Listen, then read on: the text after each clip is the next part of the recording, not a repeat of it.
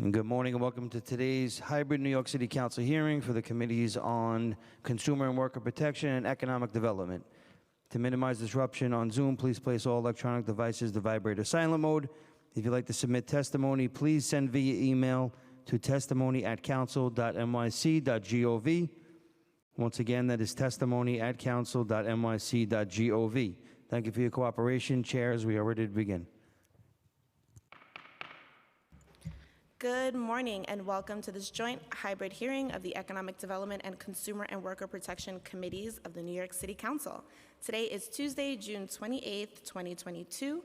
My name is Amanda Farias and I have the privilege of chairing this hearing alongside my colleague, Councilmember Marjorie Velasquez, Chair of the Committee on Consumer and Worker Protection.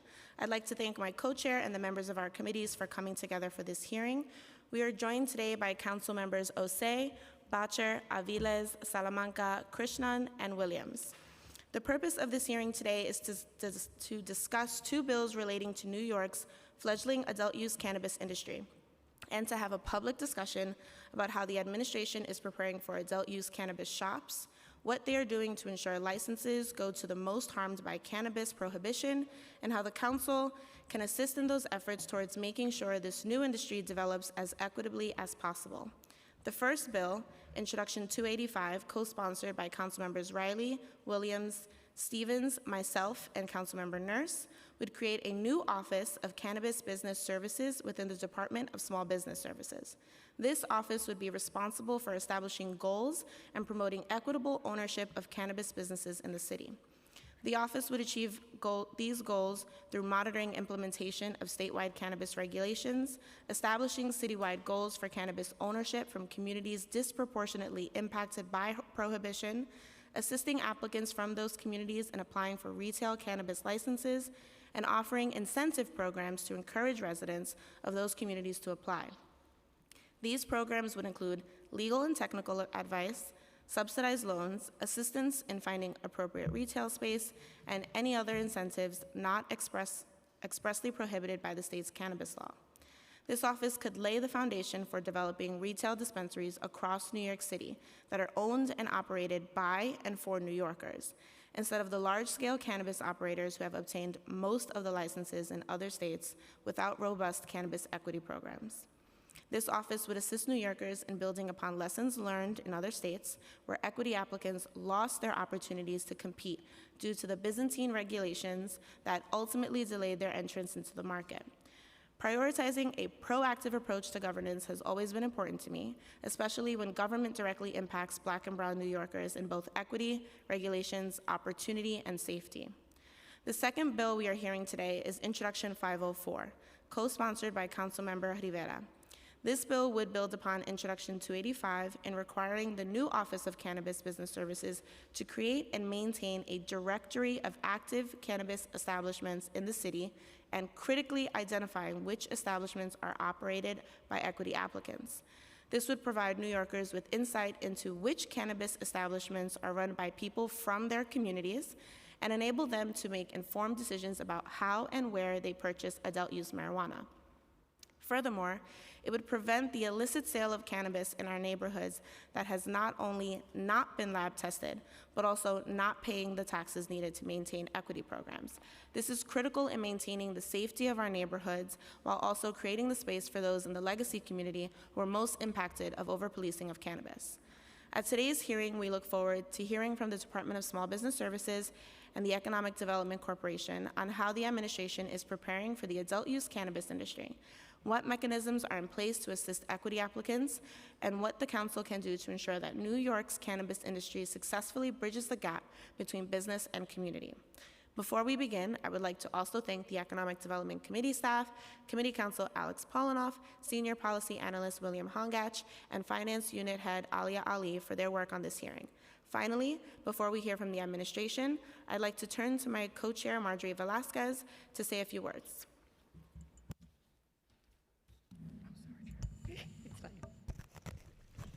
Good morning. I am Councilmember Marjorie Velasquez, Chair of the Committee on Consumer and Worker Protection. And I'd like to welcome you to our joint hearing today with the Committee on Economic Development, chaired by my colleague and Bronxite, Councilmember Farias. Our oversight and legislative hearing today is on adult use cannabis and the regulatory and licensing environment that is being developed for this new industry. For decades, the criminalization of marijuana and the war on drugs led to a war against communities of color. An ACLU report from 2013 found that African Americans were over 3.5 times more likely than white Americans to be apprehended for marijuana-related violations, despite identical usage rates. The consequences of criminalization of marijuana and the immense harm it has caused for families in the city is truly unfathomable. Finally, in March of 2021, New York State legalized cannabis and created a regulatory framework for the new industry. Given the disproportionate impact of the war on drugs on communities of color, the New York State Legislature has emphasized that the new industry should benefit those communities. To ensure previously illegal legacy cannabis businesses can enter the legal marketplace, New York State must minimize the red tape and licensing requirements needed to qualify for a retail license. It has been unfortunate to see so far that the initial rules proposed for social and economic equity applications have expansive requirements. The rules include, for example, that the applicant list any charitable contributions they've made for the last 5 years, and details of any state or federal administrative or judicial proceedings the applicant took part in. These regulations make it difficult and dissuade legacy cannabis businesses from applying for a retail license, and therefore undermine the state's goals of ensuring the economic benefits of this industry directly benefit the communities impacted by the war on drugs. It is important to note that many non-equity applicants that enter the cannabis industry will have a competitive edge in comparison to these legacy businesses. Business people new to the cannabis industry in New York will enter the marketplace with clean cash and records and with experience navigating regulatory landscapes. The need for minimizing red tape and unnecessary burdens is therefore essential to ensuring the industry can truly be equitable. I was therefore glad to see that the Adams administration is developing resources to help New Yorkers through the licensing process. As part of the mayor's blueprint for the city's recovery, the administration proposed nearly $5 million to develop the cannabis industry, including launching outreach, community engagement campaigns. These campaigns intended to make New Yorkers aware of opportunities to participate in the industry, provide technical assistance to support applicants navigating the licensing process, and help businesses access financing, pro bono legal services, and marketing assistance. I look forward to hearing from the administration today about the state of these resources and other ways the city is going to work with our state partners to ensure that equity-centered goal of New York's cannabis legislation is able to come into fruition. While the state licensing process is currently being developed, businesses in New York City have already begun selling cannabis products without a license. The Office of Cannabis Management has sent out over 50 cease and desist letters to stores selling cannabis products. For the consumers of New York, unlicensed stores selling cannabis products may pose certain dangers. There's no quality control for these products, and these stores threatened the carefully established framework for social and economic equity applicants. I look forward to hearing from the administration today on how they are collaborating with the Office of Cannabis Management to identify and enforce the law against unlicensed stores selling cannabis products. As a new industry is established in New York City, there may be issues in the developed regulations and enforcement actions taken by the state and city agencies. The input of advocates at this stage is therefore so essential in ensuring the state and the city do not make avoidable mistakes. I look forward to hearing from advocates today about what city resources are needed to develop this industry equitably and how the council can be a partner on these issues. With that said, I'd like to thank my central staff team, Senior Counsel Stephanie Jones, Senior Policy Analyst Noah Meixler, and my Chief of Staff, Alex Anderson, for their hard work. I'll now turn it over to our moderator, Alex.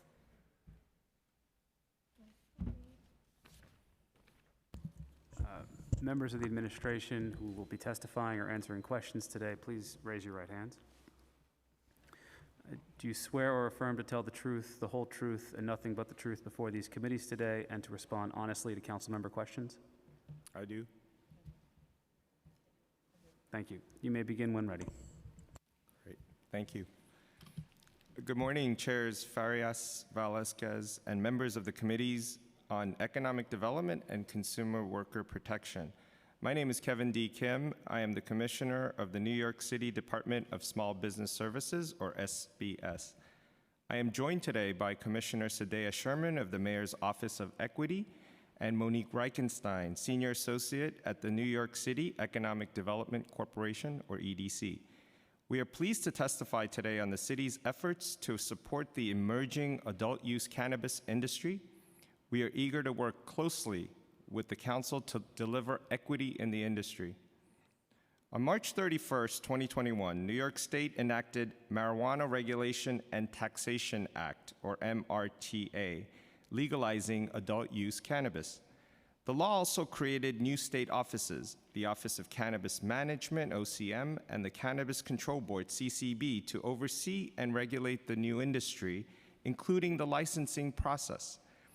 The MRTA has several ambitious equity components, including a goal that 50% of licenses be for social and economic equity applicants, defined as those from communities disproportionately impacted by the enforcement of cannabis prohibition, among other criteria. In spring 2022, OCM began to release regulations and award licenses, the first of which was the, quote, conditional cultivator license. OCM has indicated it will finalize rules and open applications for the first tranche of roughly 100 to 150 conditional adult use retail dispensary, or CARD, licenses in the coming weeks. CARD licenses will be reserved for justice-involved individuals, with the goal for this group to be the first to market, with additional general retail licenses coming online shortly afterwards. The legalization of cannabis represents the city with the opportunity to address the harms of the war on drugs and ensure equitable access to the jobs and wealth created. Despite near equal rates of cannabis use across communities and historic inequality in enforcement, the historic inequality in enforcement is stark. In 2020, 90% of cannabis-related arrests in New York City were people of color. With the industry expected to generate nearly $1.3 billion in sales in its first year and create between 19,000 to 24,000 jobs over the next 3 years in New York City, the Adams administration recognizes this once-in-a-generation opportunity to invest meaningfully in economic equity and justice. From day one, Mayor Adams made the promotion of equity a primary focus of this administration. It is at the center of our work at SBS and at the heart of the city's approach to the cannabis industry. SBS, along with our sister agencies, is proud to speak today on behalf of the city's on-the-ground outreach, public education, and business service efforts. We have already hit the ground running by convening legacy entrepreneurs, potential licensees, community stakeholders, and industry experts, because we know that listening and learning is critical to this industry's success. Having received $4.8 million approximately in the fiscal year 23 adopted budget, we are actively building a dedicated team here at SBS to work hand in hand with OCM, community stakeholders, and elected leaders like yourselves to get deep into the communities. We will leverage the partnership of community-based organizations with trusted relationships to ensure we reach all New Yorkers interested in getting involved in the cannabis industry, particularly those most harmed by the war on drugs. SBS will provide services throughout every step of the business process, from license application to launch and beyond. Even before application for licenses open, we are connecting aspiring cannabis entrepreneurs to SBS business support services, including no-cost business courses, business planning, and additional technical assistance. Once applications are available, SBS will provide direct one-on-one technical assistance to help business owners prepare and submit their applications. However, applying for and receiving a license is just the first step for a small business, and SBS is here to help with all the steps that come afterwards, including navigating through New York City government. Moreover, as the industry grows, we will integrate workforce programming to connect New Yorkers to good jobs in the cannabis industry and ancillary industries, including those businesses that don't touch the plant, such as accounting services, security services, and others. At SBS, we know we need to work closely with our sister agencies to build the strongest foundation for this industry to succeed. For example, in partnership with EDC, we are exploring ways to support social equity applicants' access to affordable financing and real estate that complement the state's existing efforts. With the Mayor's Office of Criminal Justice, MOCJ, we are identifying credible messengers for outreach into the justice-involved and legacy communities. We are working closely with MOE to ensure equity is centered across the city's overall strategy. We recognize that New Yorkers will have questions about public health and community safety, and we are collaborating with Department of Health and Mental, DOH-MH, proactively to answer those questions. In closing, New York has the opportunity and the responsibility to develop a thriving and truly equitable cannabis industry that creates good jobs and builds wealth in communities most adversely impacted by the war on drugs. For New Yorkers interested in learning more, we encourage checking out the city's resources at nyc.gov/cannabis or reaching out to SBS at cannabis@sbs.nyc.gov, as well as frequenting the state's website at cannabis.ny.gov for the latest information on licenses and regulations. Thank you for your time today on a topic that reflects the core values of what we do at SBS. As always, we value your partnership and support in putting equity at the forefront of this industry, and we are happy to answer any questions you may have today. Thank you.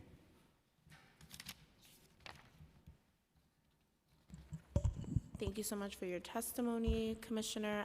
I'd also like to acknowledge Council Member Brewer has joined us.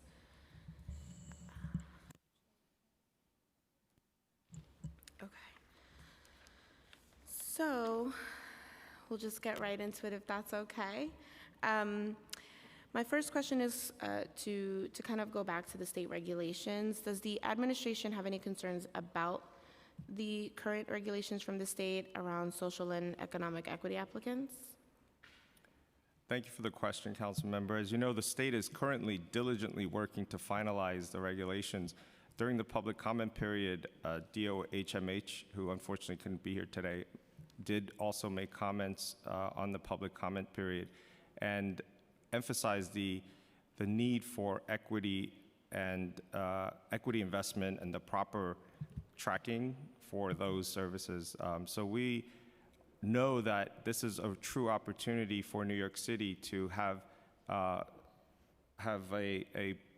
the ability to really take advantage of a once-in-a-generation opportunity. Great. And how is the administration assisting the state's Office of Cannabis Management in encouraging more New Yorkers to apply from communities that have been disproportionately impacted by cannabis prohibition, if at all? So we are working very closely with OCM. We have multiple calls with them on a weekly basis, and we are already talking with them about how we can best support all of their efforts extending into New York City. We know that the pre-application process, even as I mentioned in my testimony, is very important. It's not just about getting a license, it's about being able to run a successful business once you get a license. So with OCM, they've been great partners to explain to us where they are at different stages, and we are able to prepare and get ready for that moment. But in the meantime, they've been also referring people over to us to help with the pre-business application stage, meaning we are able to provide at no cost to New Yorkers the various services to run a successful business, including business courses, including learning about how to incorporate a business, how to create a business plan, how to do bookkeeping. So those are all services that anyone needs to run a successful business, including those who will eventually get a license. And just for me, because I'm actually not quite sure on it fully, what does the department or the division look like in SBS? How many personnel, who's assisting, that kind of? Sure. So currently we have about 370 people in our agency. We are fortunate to have received the approximately $4.8 million in funding for the fiscal year 23 through the fiscal year 23 adopted budget to be able to add a dedicated team working on cannabis. Just today, the posting went up for the founding director of cannabis services. Okay. And so that team will be housed within SBS, and they will be working solely on doing the outreach and the education and everything else that's needed to ensure that we promote equity in this industry. What's the goal for the team size? Are we looking at 5 people, 30 people for the 5 boroughs? So there will be the founding director as well as a team that will incorporate our entire outreach team. So right now, SBS, we have our in-house outreach team that's going to assist and prioritize the education and outreach for the cannabis industry. But the founding director, plus there will be people dedicated. The exact number is something we're just trying to finalize to maximize capacity within SBS, but that's something we can share with you once we set that down. Great, thank you. And in terms of outreach and materials to get people in, can you provide an update on what resources the city has currently launched to benefit city residents seeking to participate in the cannabis industry? Like, is there a marketing campaign, promotional materials, subway ads? I've seen New York State stuff driving around my community, but haven't seen quite much from the city just yet. So currently, we've had flyers made, distributed. As you may know, we have our mobile RV that goes out deep into the communities, and we've been handing out flyers to really direct people both to the state website, because there you can find the latest and greatest on the rules and regulations, but to also understand, again, all the business services that we're providing right now. Once the applications are out, SBS is getting ready to be able to help with the technical assistance part, as we do with, for example, the MWBE program and applications and in other areas. But we are also we have created a website as well, and that is something that we're helping to direct people to. Again, a lot of the finalization of the rules and regulations are being undertaken right now by the state. So the website itself is directing people to those business services that we provide, maybe not specifically tailored to cannabis yet, because we want to make sure that it's aligned with everything that the state comes out in their final rules and regulations. Sure, thank you. With the legalization at the state level, each of our communities has seen an uptick in like bodegas, smoke shops, et cetera, selling without a license. And my colleague, Chair Velasquez, will jump and deep dive into licensing for sure. But I just have a couple of questions around it. Does the administration have a sense of how many stores right now in the city are currently selling cannabis products without a license, outside of what you've testified on with the 50 or so cease and desist letters? So we don't have an exact number, but what is clear is that currently there are no legal retail licenses out there, so that anybody who is selling is not selling within the regulated MRTA structure, and that's something that we're waiting for the state on to finalize, not just the future licensing rules, but how they're going to proceed with enforcement. And we want to be strong partners with them, and that's something we're discussing with them. But until those get finalized on exactly how they will approach enforcement, we want to be ready and prepared to be their partners here in New York City on that front. Sure. I guess our larger concern, and I'm going to say our because our communities both are very concerned around this, is that these protocols or rules and regulations from the state might not come until the new year. And so what is the city doing in the meantime, either in anticipation or in creating a database, or like how are we regulating or maintaining this in and around until we get regulations? Right now that seems more reactive, or like we're hoping that we can coast and things will be fine until the state gives us some direction. But we're New York City, we can give direction. I think the key point here is that the state law makes it clear that they're not trying to criminalize the sale of cannabis at this time.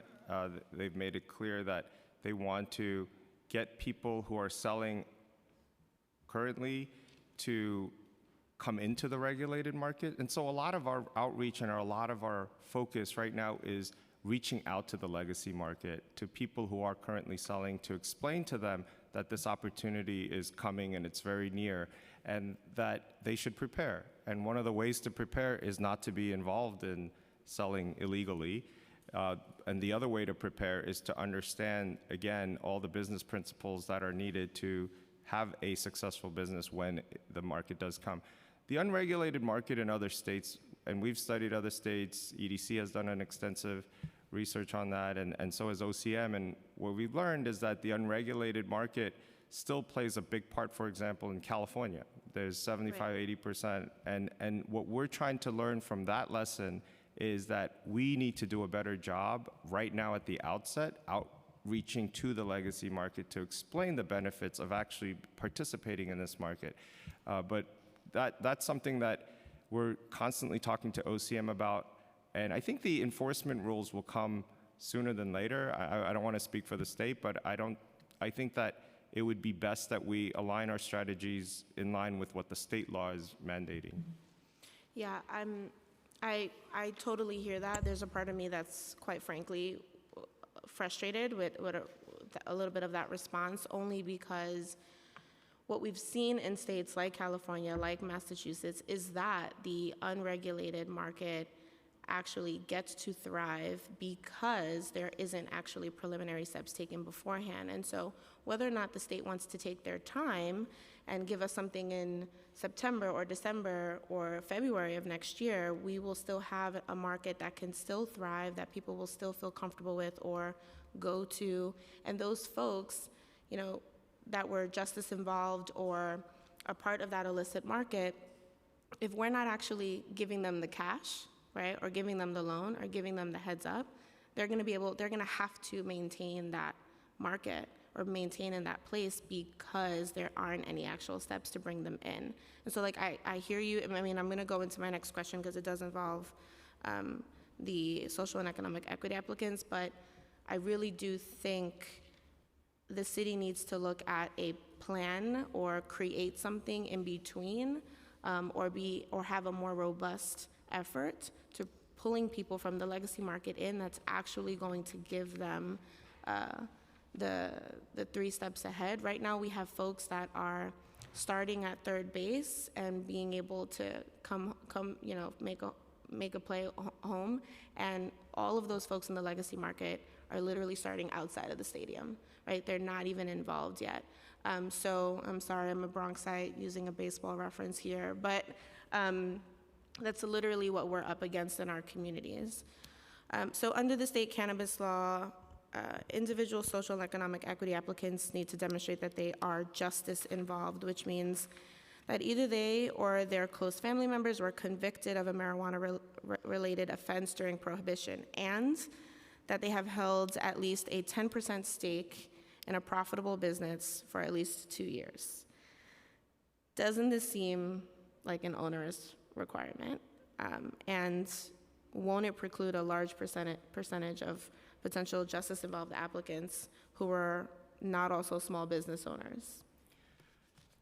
I think what is very important is to just clarify a little bit about the first tranche of licenses versus the general license opportunities that will come thereafter. So in terms of the first tranche that they're talking about, where I said the card applicants, that's where you need to qualify with those 2 particular criteria that you mentioned, that you have to have a marijuana conviction in the state of New York, either yourself, your spouse, your parents, or your children, not your siblings, but the family members that I just outlined, and, as you mentioned, have a 10% stake in a business that was profitable at some point in your life, 2 years of that.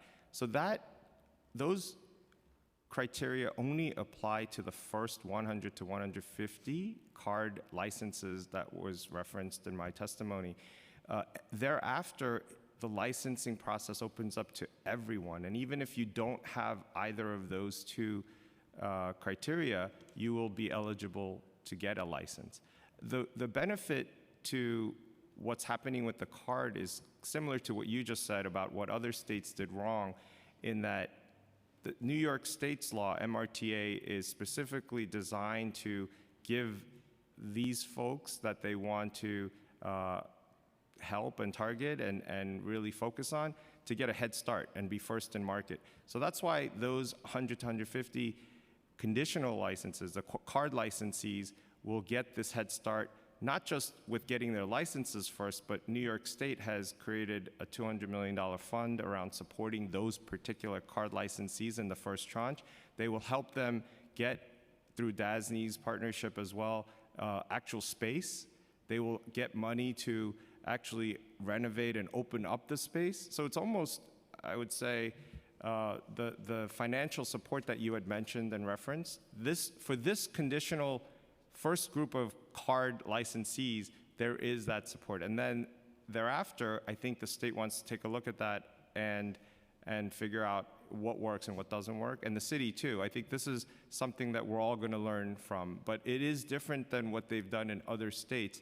And so I feel like, just to clarify, that those two criteria that you mentioned only apply for this first tranche of licenses and not for everyone else. Great. So just, I guess, another potential reason for denial of an equity application includes a finding that the individual is not a person of good moral character. Doesn't that seem really subjective?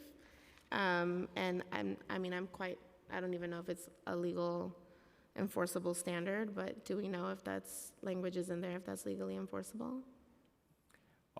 I think it would be out of my place to opine on kind of state law and the way they've written it, so I'll just leave it at that. It's going to impact us. Yeah, I think a lot of what's come out of the MRTA laws stems from some of the state liquor authority laws that have been in place, and that's where that language may or may not have come from. But I don't think it's in my place to opine on whether it's legal or not. Okay. So. In relation to figuring out the data and the statistics of people that were previously justice involved and now have a business or some of these other requirements, are we working with any of our agency partners and or nonprofit organizations throughout the city to say, I mean, obviously we can't, there's a lot of different reasons why we can't ask folks if they were previously incarcerated or anything like that. But we do have nonprofit partners that get city money that have helped folks get a leg up, start. Are we working with any of these partners to find those people to bring them in ahead of time? So one of the things we've done is we held a roundtable, mayoral roundtable, where we brought in 30 or so stakeholders, and we're continuing to outreach to various partners and continuing that conversation. Some of the folks are here in this room for the public hearing session. And we're also working very closely with MOE, MOCJ. We've also outreached to the district attorney's offices. And so we very much know that this is going to be an all-out, all-in interagency collaboration. And that's something else that I think really we recognized from watching other states fail, is that they created in many ways, or many times, just an office to try to do this without understanding all the relationships and interagency collaboration that's really required to succeed. And that's something we're getting ahead of and doing that right now on all these calls. We have not just multiple calls with OCM, but we have interagency city hall calls. And I think, frankly speaking, this is something that's been a hallmark of this administration thus far, is there's a lot of interagency calls and conversations because we understand we don't operate in a silo. And for this industry in particular to succeed, EDC, MOE, MOCJ, DOH, MH, SBS, we've all got to be working very closely together as one unit. Sure. What ways are SBS and EDC working to incorporate existing programs and resources available today in the cannabis industry that are planned into like outreach efforts and collaboration with social equity entrepreneurs? So as I mentioned, from SBS's side, and I'll turn it over to EDC shortly thereafter, but from SBS's side, we're doing continuous outreach with the stakeholders. I'm having one-on-one calls. Again, we're trying to identify the new founding director of cannabis services, someone who is going to be a credible messenger to the community. That's another thing we've learned from speaking with the legacy market players, is that you need a credible messenger to be able to communicate and to outreach. Government isn't necessarily going to cut it in a lot of these communities, as you referenced before. There's a trust issue. We need to make sure we find the right team, dedicated team that's going to lead this effort. And so that's what we're working on right now with the adopted budget money that's coming in. And then on EDC, I'll turn it over to Monique Reichenstein. As Commissioner Kim mentioned, the city's work to develop an equitable cannabis industry cuts across agencies and focuses on individuals and communities most impacted by the war on drugs. At EDC, in collaboration with SBS, we're exploring how to support cannabis entrepreneurs with a focus on access to capital and real estate required to start and grow their businesses. We recognize that we are two agencies here speaking to you today, but there are many agencies that are not represented that are also part of this conversation. And we look forward to working with you as with the other agencies as well on this work. Yeah, for sure. Thank you. I'd like to even just offline just kind of throw around some folks that you are talking to make sure the folks that are helping me prepare for things like this and Absolutely. keep in the know are included in that dialogue. And that's something I'd like to emphasize today is that this is a new emerging industry, and there's nobody better than the council members who know their district, who know the people who've been most impacted. We need your help, and we are open to that. So if there's anything you'd like to do to set up regular communication just on this topic alone, SBS, EDC, MOCJ, all of us were very open to that, and we really are asking for your help at this time because we've learned so much from listening to the legacy players, the community stakeholders. Community boards as well are chiming in, and they obviously are very much in line with what you're doing in your districts. And so those are conversations we'd like to have upfront now to avoid some of the misunderstandings, the education that's necessary to make sure that the rollout is successful. Because the worst thing that'll happen is we end up in a community and because of misinformation, that misunderstanding happens, and then the equity goals that we're trying to achieve are being hampered by that misinformation and misunderstanding. Yeah, absolutely. I mean, I think our priority as local electeds is to keep our communities safe, but also to make sure those that could take advantage of opportunities, especially if they've been policed for decades and left out, get included in that. I have one follow-up for you, Commissioner Kim, and then I just have a couple EDC questions, and I'll turn it over to my colleague. How big is the second round, because I won't use that word, Alex, of licenses, and when will those start getting issued?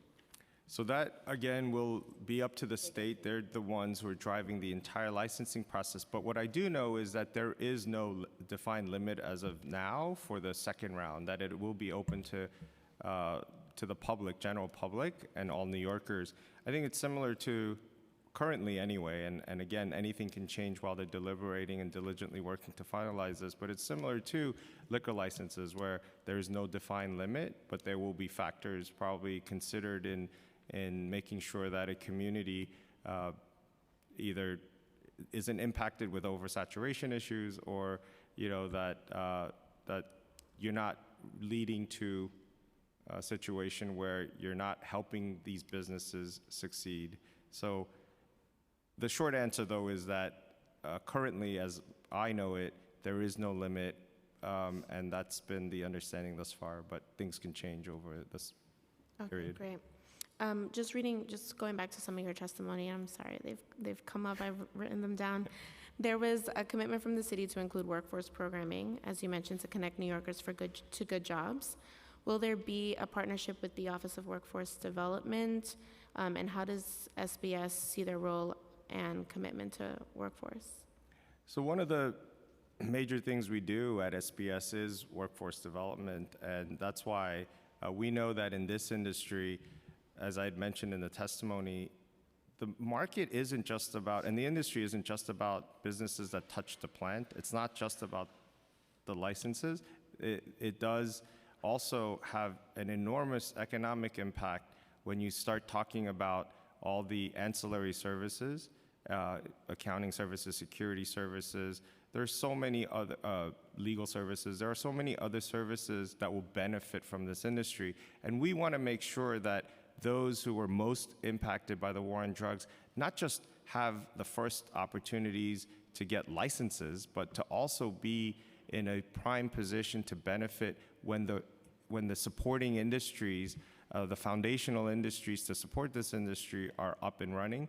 And so that's something we're very much focused on. I don't know if EDC has anything they want to add to that on workforce. No, we agree. We think cannabis is both an economic opportunity as well as a racial justice opportunity, and one of those once-in-a-generation opportunities where you kind of get one shot to get this right. And we think that ensuring access to wealth-generating opportunities means focusing on the licenses, the 9 different license types, as well as other opportunities that will arise from the legal market. Thank you. And just a clarifying question in your testimony, Commissioner. You have here in 2020, 90% of cannabis-related arrests in New York City were of people of color, and the industry expected to generate nearly $1.3 billion in sales in its first year and create between 19,000 and 24,000 jobs over 3 years. Just wanted to know where these numbers are exactly coming from. Is there a commitment somewhere, or? Oh, I think those are estimates, but I will get you the exact source since I Perfect. don't have that right with me, but we will send that over. Thank you so much. And I'll just ask a couple questions of EDC. Hey, Team EDC. So just to kind of discuss around some of the opportunities we have for dispensary owners, are there banking options that dispensary owners will have in New York City? Are there options beyond local credit unions? And is EDC partnering with the private sector to develop any bridge local programs for the cannabis industry? So as Commissioner Kim mentioned, New York State is launching a $200 million public-private fund to provide loans and real estate for conditional retail licensees. At EDC, our goal is to complement the state's efforts. To that end, we've released a request for expressions of interest, or also known as an RFEI, to gauge potential interest in capitalizing and operating a loan fund, in addition to gathering feedback on broader capital access and real estate interventions. We are currently reviewing those responses to assess next steps and need with our partners across city agency, and we'll continue to keep your office apprised. Has the city established, or does it have plans to establish programs that help inform the public who qualifies for a dispensary license and how to apply for those? And is EDC partnering with the private sector to promote that for city residents to apply? So as Commissioner Kim mentioned, a lot of our work at EDC overlaps with SBS, and that is something that we are working on in collaboration, also with the state and community and industry partners. So just a question around some of the city and EDC properties that we've had. Has the city and the EDC considered alternative uses of city-owned property for cannabis? I know we've seen some sale of our city properties, and I just wanted to know if there's any general interest, instead of selling city property, to revitalizing that and maybe offering opportunity to those in the legacy community or for startup. We are surely happy to explore those possibilities. That was one of the reasons of our request for expressions of interest, to understand what our options are and what makes sense as next steps with regards to our real estate assets. Personally, do not manage our real estate assets, so I would be happy to connect you with some of our team members to discuss this further. Yeah, I would love that. And last question for now. Will the city help promote the cannabis business to residents and tourists? And if so, in what ways? Yeah. Oh, absolutely. So again, as I mentioned, we have our website up, which will continue to get populated with the latest information. We're also working with NYCC, who does a lot of the international tourist outreach, and we're making sure that we want to direct people to the regulated market. And as you mentioned, we want people who are going to be partaking in the industry in whatever form, as consumers or retailers, to be dealing with the safest products. The idea is to direct them to the regulated market, because we know without supporting the regulated market, this whole endeavor may not be successful as much as we'd like it to be. Great. Thank you, folks, for entertaining my questions. I'll now turn it over to Chair Velasquez. Hi, great seeing you again. And thank you for coming to the Bronx and having a forum to reach us where we're at. So when we're talking about outreach, I appreciate that very much. We understand New York City, New York State as a whole will be the next green rush, if you will. And how we manage this, we need to give it back to the communities that are affected. We are Bronxites, and it's hurt our communities so much, and so we want to make sure we're driving this back home and making sure our communities are close enough to being made whole, if not made whole entirely. With that being said, I wanted to understand, how has the administration thought about or had conversations on planning to establish a grant or loan program for New Yorkers seeking to apply for this retail license? As I mentioned before, we have released a request for expressions of interest for this exact thing. We are currently in the process of reviewing those responses with our city agencies and determine next steps and assess need. We will definitely keep you in the loop on how that progresses, but we would love to further the conversation with you on how we meet those needs best. Thank you. And so just taking it a couple of steps back, for folks that don't know, you had mentioned 9 licenses that will be released. What are those, and how are folks applying to them? And are there any unique situations where you can only apply to certain ones, right? 2 out of 4 and things of that nature?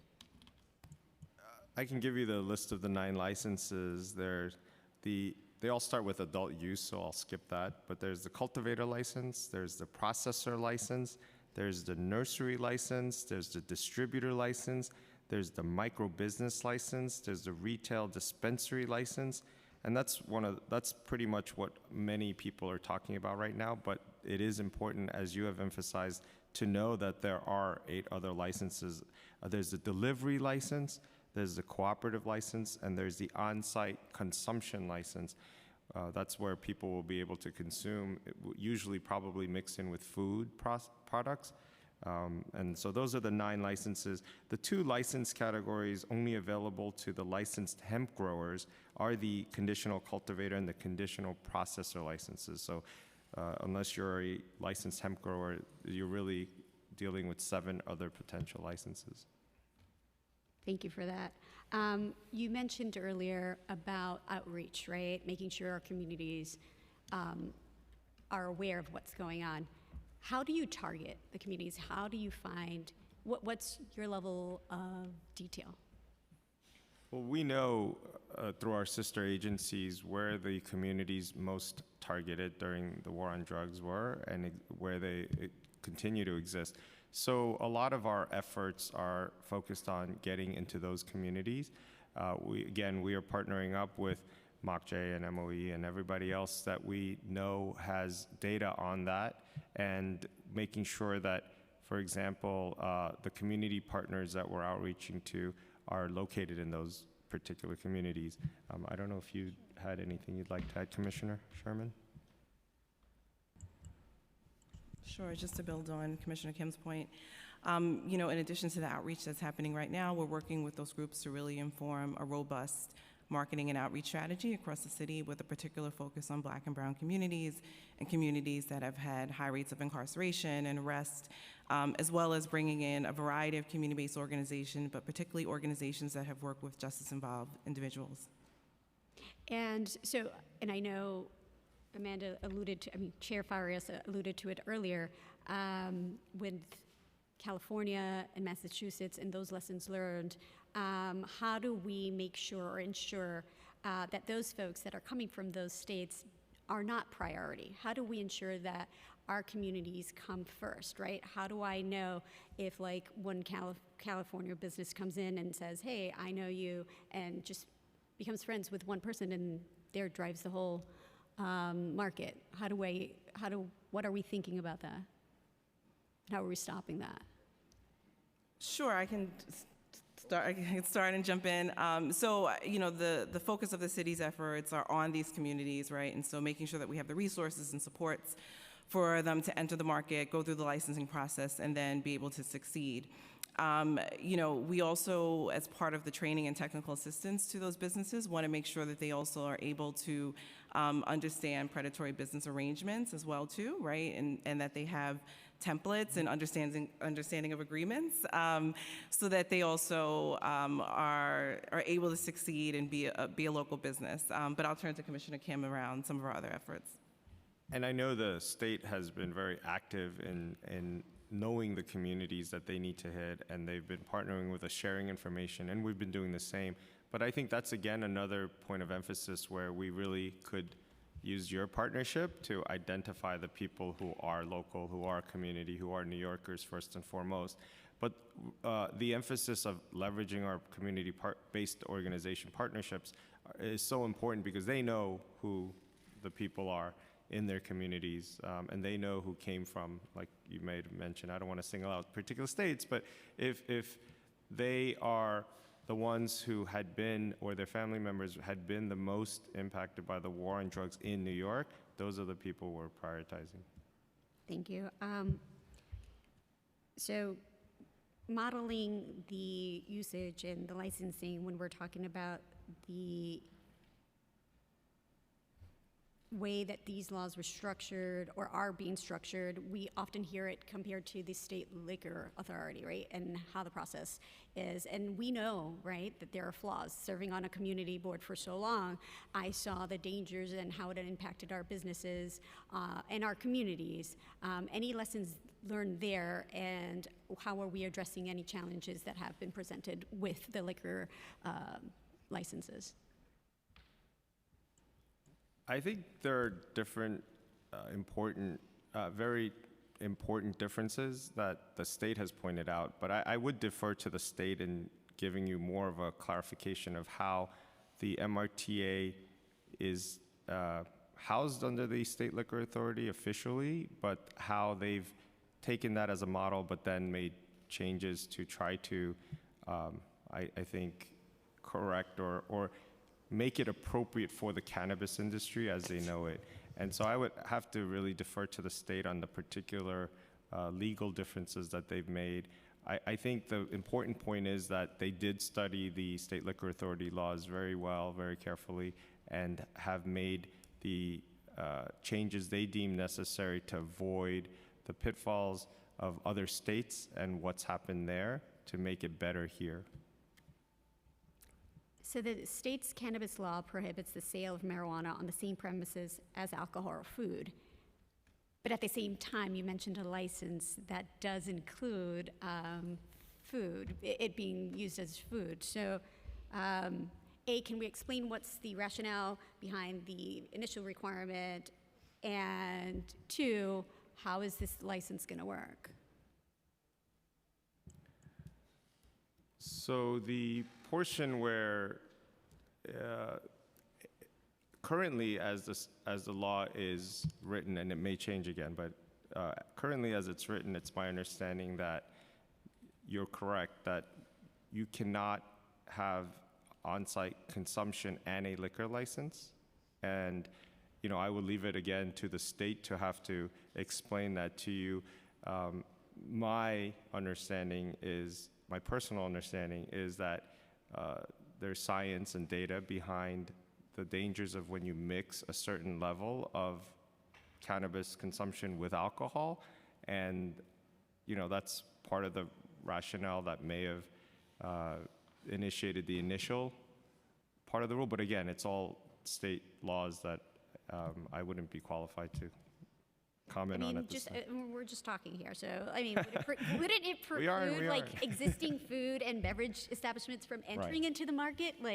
Our goal is to make sure our communities have an opportunity, and it seems that when we have such a narrow scope for these initial licenses, that we're excluding so many folks from within, and that the only ones that are going to make it are the ones from outside. So that's, I guess, our frustration and our concern. Yeah, go for it. I would add some clarification that we are not the state, but I think some of the reasoning behind creating 9 different license types was to actually create more opportunities, that there are more opportunities for an individual to access a license and start a business. But at EDC and SBS, we recognize that there are real challenges to enter the cannabis business, not only to get in, but to be successful. And there will be a lot of pressure from outside operators. Our biggest focus is ensuring that those who want to be involved in the industry in New York City have the resources, supports, access to education. And access to education doesn't just mean how do you run a cannabis industry, right? It's the whole process of who do you need to talk to, what are the zoning questions, et cetera. So we definitely, we share your concern for the challenges that entrepreneurs will face, and we are working very closely to, one, hear from community members of what are they seeing on the ground, but also learning from other states and the challenges they have faced, because I think the one advantage that New York City has is we are not the first people to legalize cannabis. So I'm not sure if anyone else has anything to add.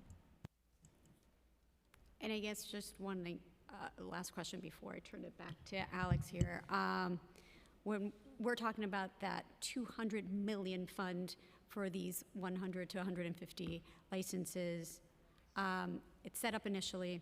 How are you going to measure success with these businesses, and what's the involvement thereafter, right? If it's initial for how long? 2 years, 5 years? When are you going to go back and evaluate, and what does that evaluation process look like?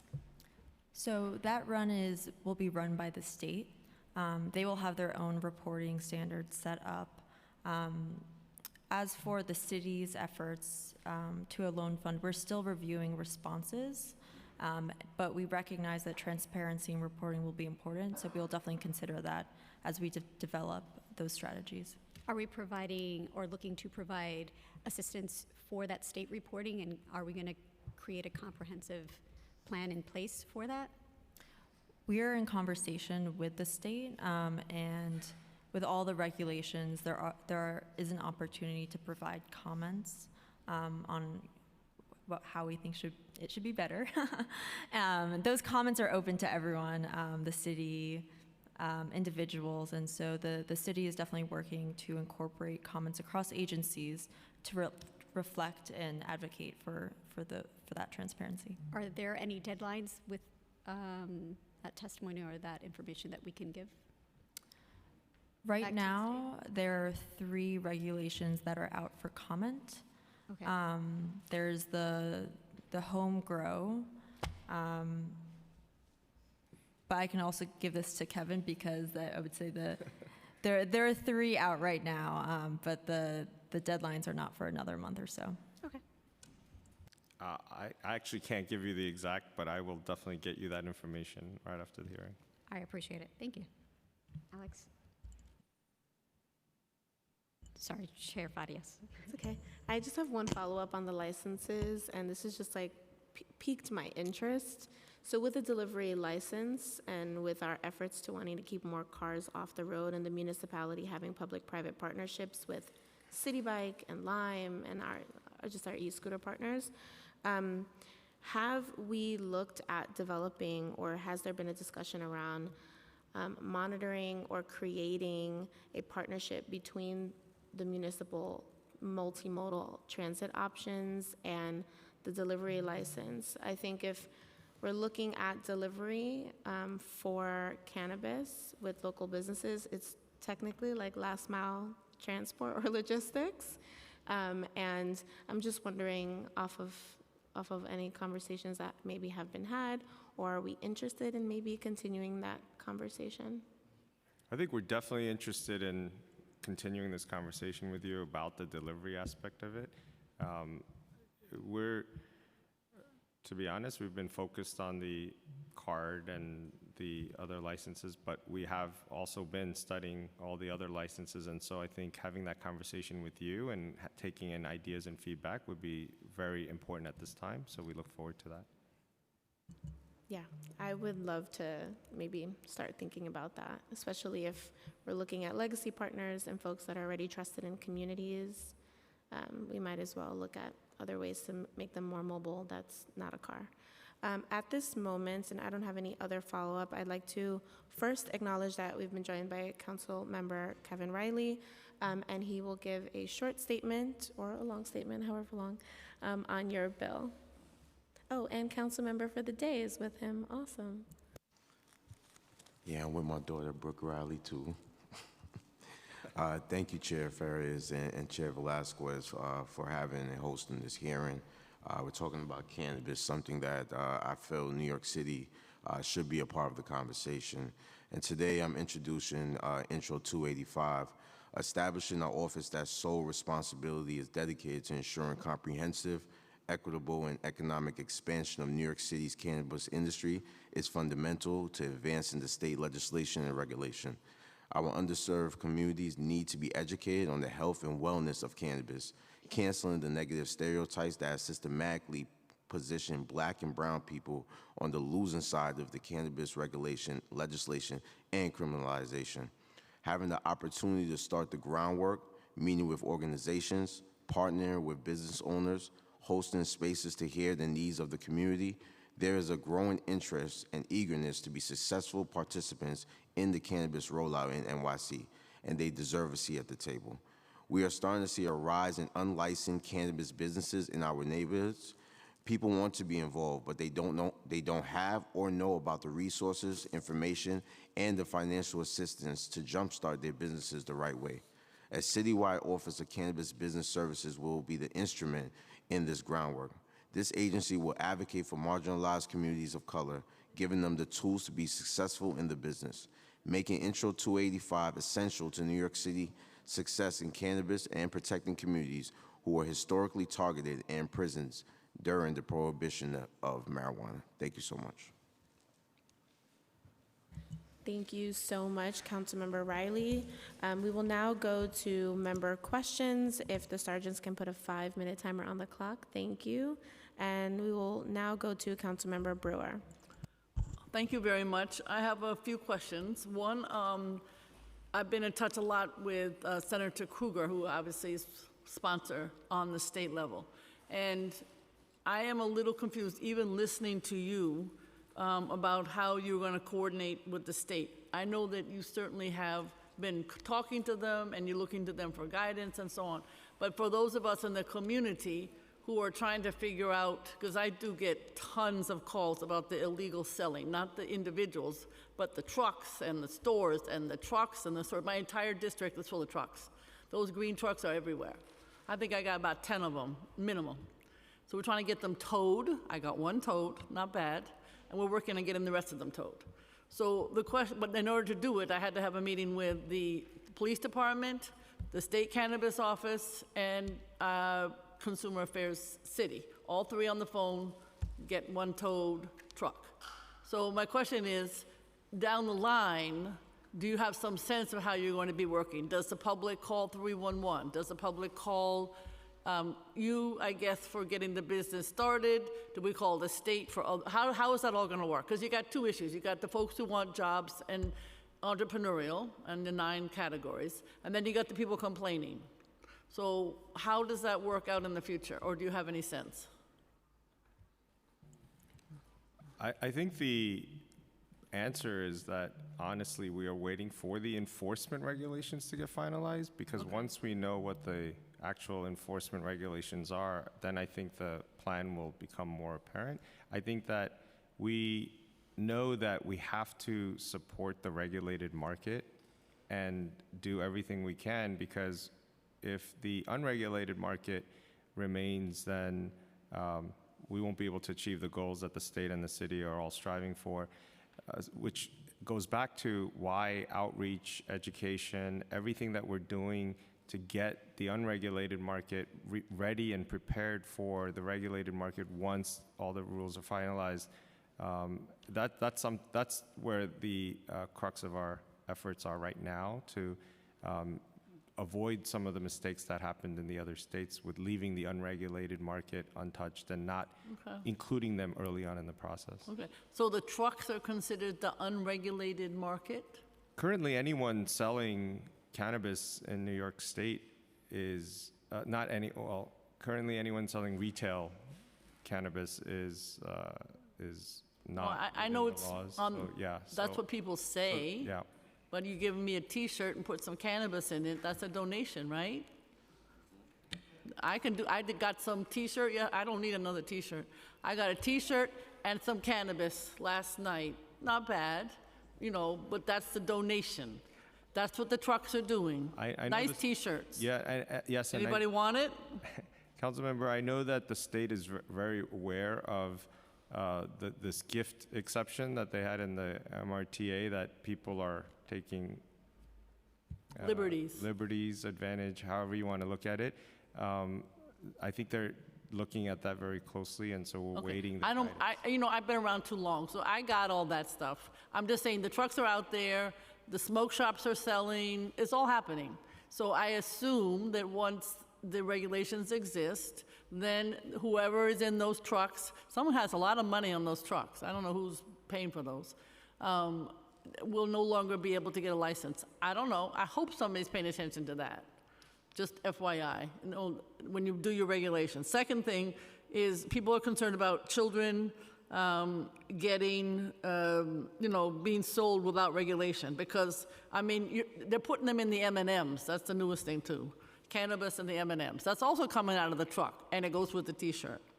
So that's for kids. So how do we, again, which agency should constituents being reach out to now with their concerns? Do you have any sense of that, or we're just waiting for the state regulations? Because kids' candy is part of the deal right now. It's not supposed to be. No candy is supposed to include cannabis.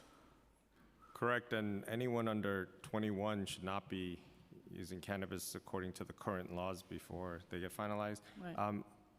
I would say that they can reach out to us, and we would definitely take the appropriate action. Okay, we've been reaching out to the state, just FYI, but Got it. so you know it's. Well, enforcement, I think, will be led by the state in terms of how they're going to, it's similar to the liquor laws, like they do the enforcement part of it. Okay, I'm just letting you know all of that's happening on the street, and I think you know it, but it's happening. Finally, NYCHA. I'm a big believer in NYCHA. I believe in the residents, I believe in the TA. Are you working with NYCHA? Because that would be an obvious place for entrepreneurial to be the way in which people could participate in this fabulous industry. Is somebody coordinating with residents and NYCHA? Sure, I can speak to that. So there will be a focus on communities of color, right? NYCHA residents being certainly in communities of color, as well as folks who have been just as involved, and that we certainly coordination with our colleagues at NYCHA to make sure that we're reaching out to folks who want to start a business. There's already business support and development services that exist through the authority as well as with SBS. So there certainly is a pipeline of entrepreneurs to tap into, as well as making sure that people are connected to workforce opportunities. Okay, I don't mind your answer, but it's not exactly what I want to hear. Because the business work that goes on in NYCHA needs improvement. So I would suggest that somebody make a concerted effort, not just, they're one of the groups, to work with the residents and the tenant associations. Because A, there would be many people who might qualify of the first 100 or whatever it is, but also they need support. And so I would love to hear more, like we are talking every day, we're talking to tenant association, community-based organizations, CBOs, et cetera, to work with individuals so that they do qualify. Is that something that you might think about doing? Absolutely, and just to build on that, I certainly know firsthand that all the talent that exists in NYCHA and the need for customized services. And there certainly have been really successful models of very targeted, customized services and supports for NYCHA entrepreneurs. And so we certainly will make sure that that is incorporated in this program, as well as making sure that NYCHA residents are prepared for the workforce opportunities that will emerge, and making sure that that's targeted, that's customized. Could you working with the update this TAs. committee with specifically Absolutely. what somebody is doing and not? Sure. Because I really feel strongly about it. All right, thank you very much. But I'll let you know, it's pretty much the Wild West out there right now.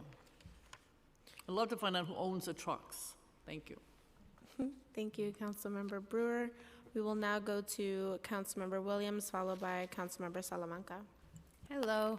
I just wanted to clarify, you said that you don't know when the licenses are, because that was what you all said? Because there's a conditional processor license that came out today that closes August 31st, and there was a cultivator license that came out back in March and will be closing this week. So I think maybe that speaks to some of the things that we're saying is we want the city to be ahead of the curve. And so if we have agencies here that are not even all the way aware of like the opening and closing of licenses, that's alarming to me. Just to clarify, this is the opening and closing of the public comment periods, which we can get back to you on the exact dates. But this is No, I think that there are like license applications that are out. You're Yes, correct yeah. about the cultivator and the processor licenses.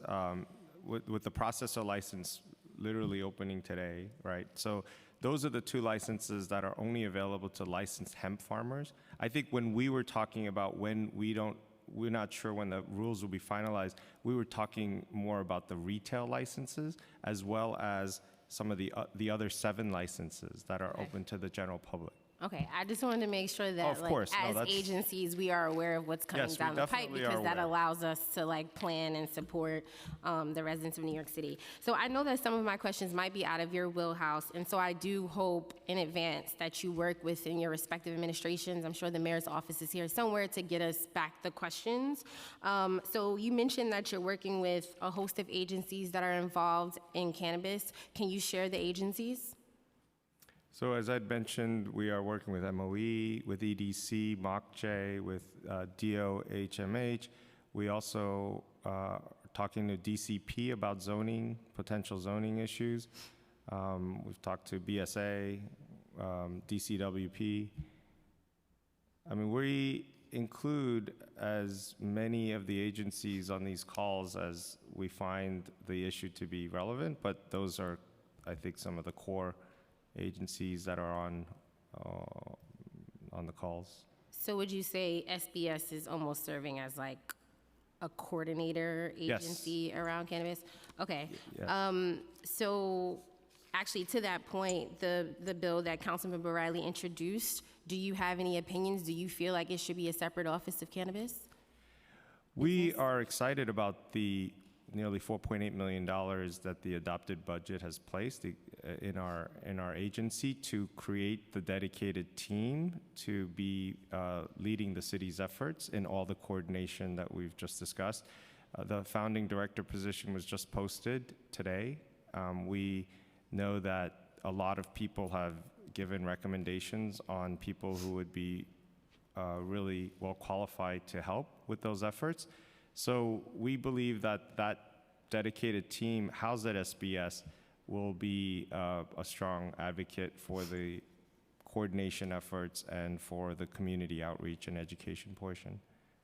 Okay. Has the administration thought through strategies around local zoning, locations of licenses, hours of operation, building codes? I know some of this stuff will come through the community boards, but has there been some thinking around strategy and rules of engagement? Yeah, a lot of it, again, will get dictated by the state licensing process because they may limit the number of hours and the type, like, for example, with the liquor laws, 4 a.m. kind of limit on serving. We don't know what the final portion of the retail license for the state until they get finalized. In terms of citing and other types of opportunities, I know EDC has been very active, and I don't know if you want to speak on it. Yes, we're in active conversations with DOB and DCP so that when the regulations come out, we will understand the laws and be able to provide guidance. Okay, and to that point, with EDC, I think I was told that there's incubator programs. Can you talk about the potential incubator programs that you have for cannabis? So you're correct that the state in their law. No, not the state. EDC. I know there's a health and beauty incubator, and there's been conversations around potentials to do stuff around cannabis. in terms of supporting businesses? I am not familiar with the Health and Beauty Incubator, but I can surely connect you with a team to discuss this further. Yeah, I think that might be something over at the Brooklyn Navy Yard you're talking Yes. about with the Yes. BNYC, Black Entrepreneur NYC program. We can get you more information on that with respect to cannabis. But in terms of specifically cannabis siting, EDC is actively in discussions and doing research on potential siting opportunities. Okay, the other question that I have, I know there was a lot of conversation around the Social Equity Investment Fund, but there's also the Community Grants Reinvestment Fund. I know Mock J isn't here, but again, I'm wondering how the administration views that money. Are we proactively working with the state to make sure that New York City is getting the most benefits, because our city has been most disproportionately affected by the war on drugs? So just trying to understand if the administration is looking at that fund, aware of that fund, and thinking through when we do get the money, hopefully get the money, how we could utilize it to support the communities. Absolutely. So the state MRTA has it so that the money goes back reinvested into the community, and the city is definitely prioritizing that. We want to make sure that when there's an allocation of the tax money that comes to the city, that we work very closely with OMB to understand how best to reinvest it into the communities that have been most harmed by the war on drugs. Okay. I think I'm done for now. Thank you. Thank you so much, Councilmember Williams. We'll now go to Councilmember Salamanca, Starting time. who is virtual. Can you unmute yourself? Can the sergeants? Hello, There can we you hear go. me? Yes. Starting time. How are you? Thank you. First, I want to thank the two chairs for today's hearing. Commissioner, hope all is well. Commissioner, I know that Councilmember Brewer asked all the tough questions, but I want to ask some of those same tough questions. In terms of enforcement, what agency is going to do the enforcement for the black market?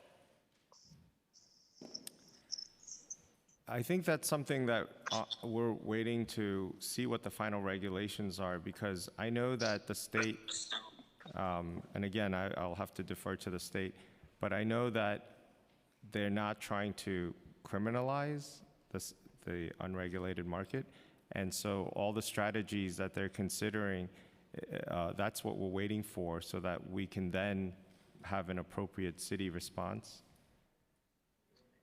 Yeah, but there has to be some type of enforcement. You know, if not, what you're going to have is you're going to have individuals who are going to sell black market cannabis in front of these businesses at a discounted rate, which will hurt the businesses.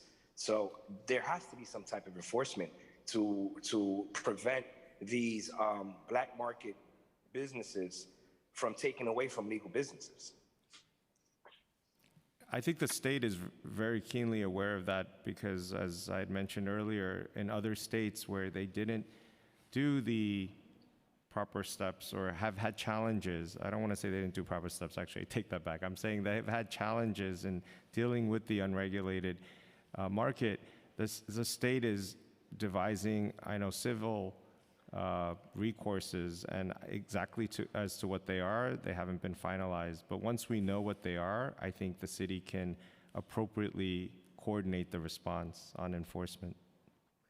Is your agency going to have oversight over the cannabis industry?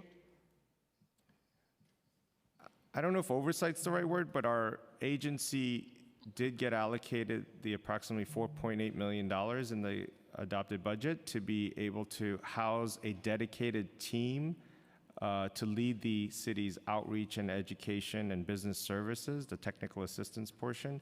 And so we are definitely in coordination with all the agencies we had mentioned before to just make sure that this is really a city response and not just an SBS response. Okay.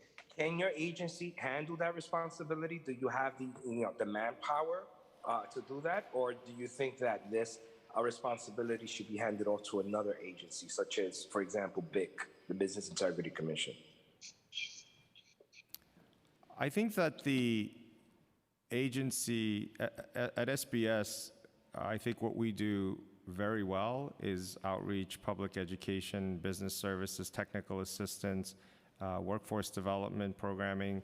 We do a lot of the areas that we know any emerging industry will touch upon, and to make sure that we create the best foundation and opportunity for this particular industry to also succeed. I think that having the dedicated team at SBS in close cooperation with our sister agencies is the correct location for this team at this time. Okay, all right.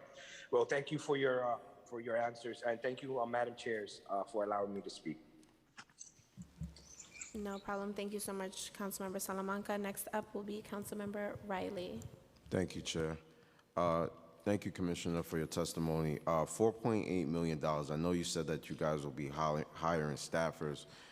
And to piggyback on what Councilmember Salamanca said, I think this industry is very delicate. I think the outreach out there has to be very delicate, and it's going to need a lot of manpower. I personally don't believe SBS should be the agency that does this. I believe that you guys have a lot on your plate right now, and I just think that the sensitive issue on cannabis in our communities needs to be addressed and needs to have an agency that can actually focus on it with a clear lens. So with that being stated, I know the $4.8 million that was given to the administration, it's going to be given to SBS from the administration. Do you know how many community outreach staffers SBS will be hiring to kind of do this outreach? And I know I came in late, excuse my tardiness, but what marketing strategies have SBS been utilizing so far that could get communities updated on what's going on with cannabis? Thank you for your comment and question. I think that well, let me start with the second part of your question. So the outreach that we've been focused on has been partnering up with OCM and being in many places that they are. We've gone to the Bronx Borough President's Cannabis Forums. We'll go into local council members' community forums. State senators have invited us. Queens College, the education services at Medgar Evers, wherever that portion, wherever the community's been inviting us, we've been going out to. But we're not just waiting for invitations.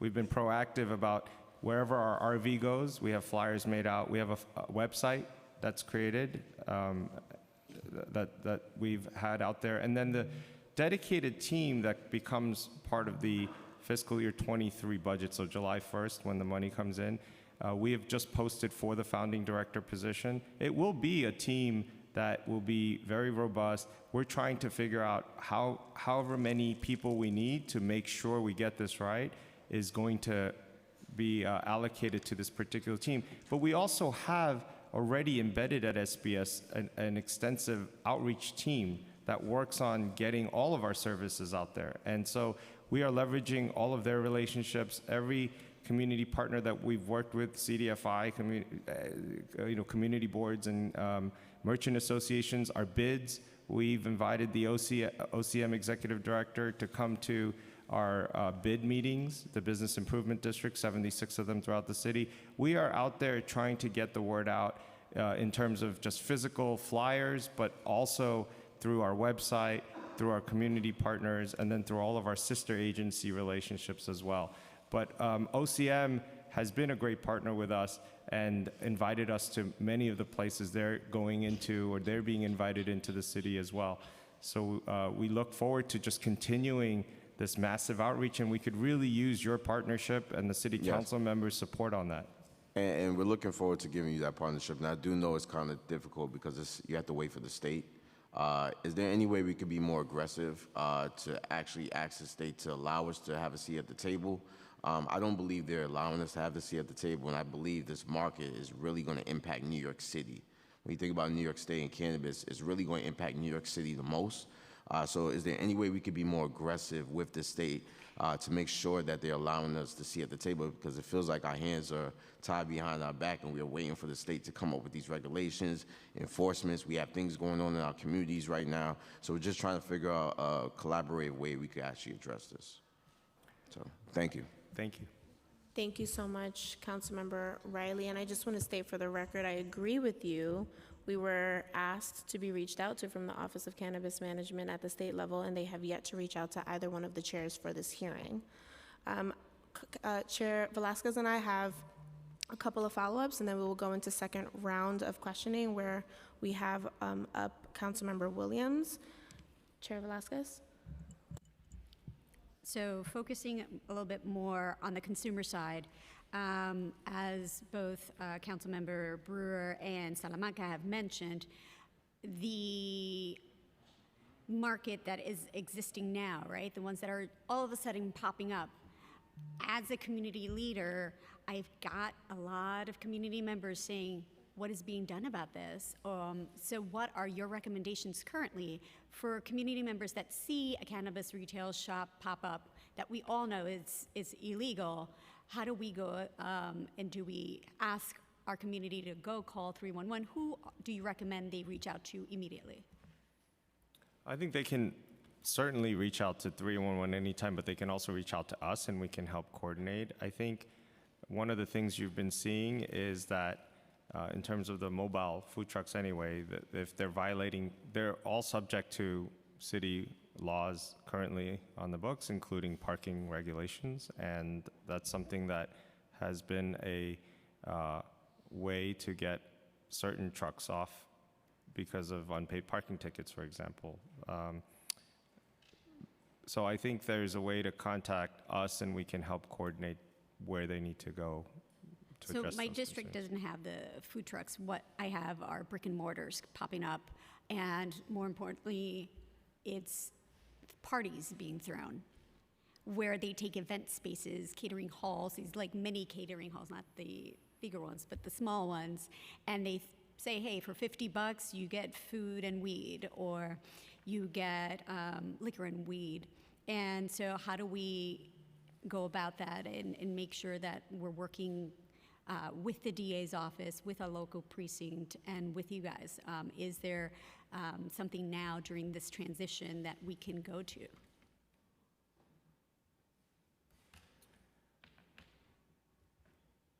I think the challenging part is that we want to make sure that enforcement, that rules that come down from the state, and I'm sorry to continue to hark on that, but we want to be in alignment with state laws and the state initiative on this.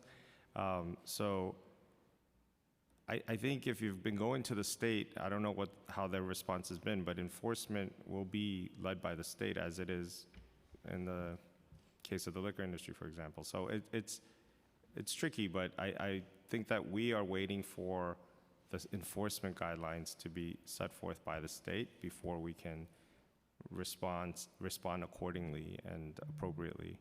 And I hear you, and I'm not trying to minimize your efforts right now.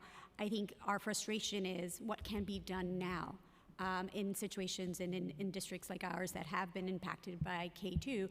And so we're not monitoring what type of cannabis is being sold. We don't know the potency. We don't know all that, and it's coming into our communities, and these are businesses that are undermining a whole process as well. And so what can we do right now? And it doesn't seem like there is anything we can do, so it's a dangerous world to look at, wouldn't you say? I think you mentioned it in your statement about cease and desist letters. I know that is what the state is actively doing, and talking and making it clear that those who are selling illegally at this time are also jeopardizing their opportunity to qualify for a license should they choose to do so. And so I think the strategy that they have currently is the cease and desist letters.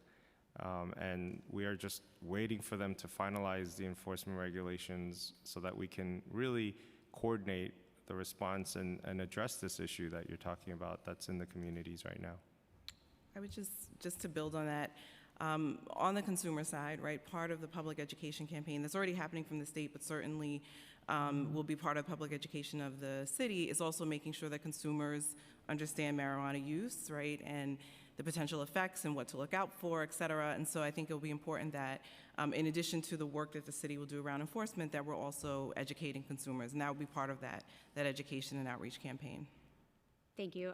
Would a civil enforcement structure be useful at this time during this transition period?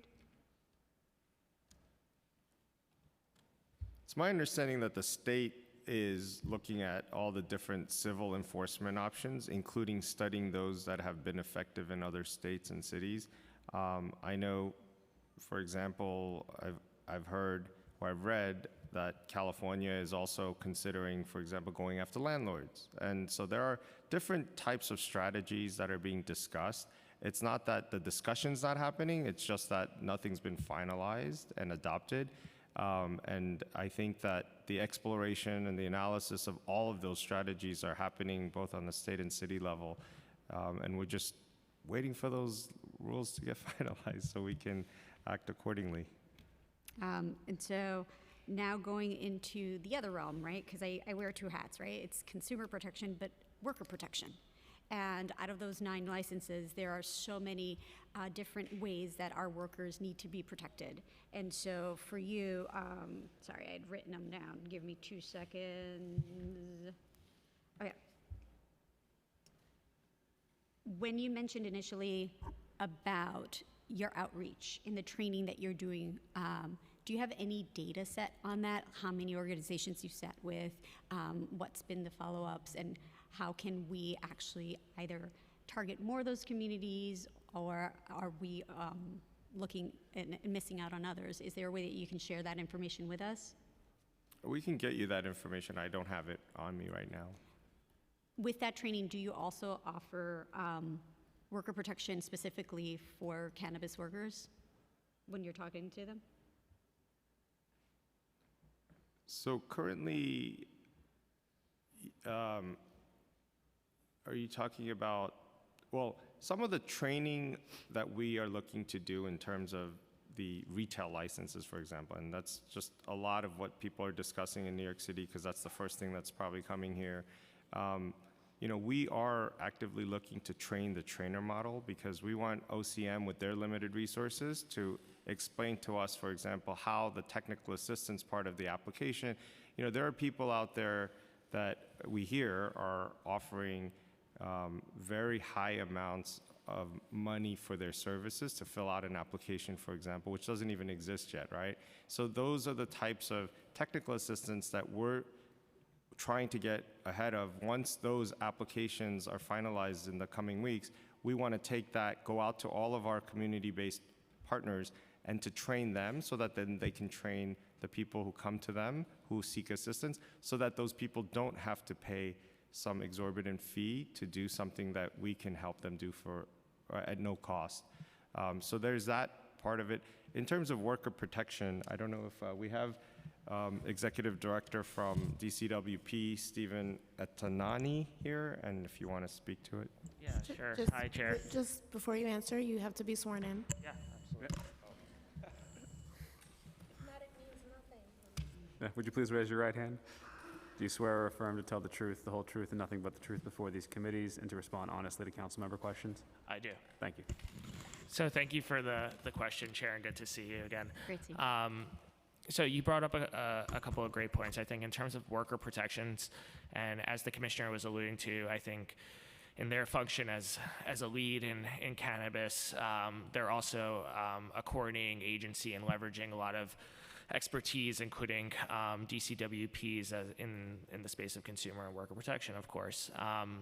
There are applicable municipal workplace laws that would apply to those that are getting involved in this industry, including the paid safe and sick leave law. So that's something that once, as we're ramping up operations, as the commissioner alluded to, they just put up a posting for a founding director for this office.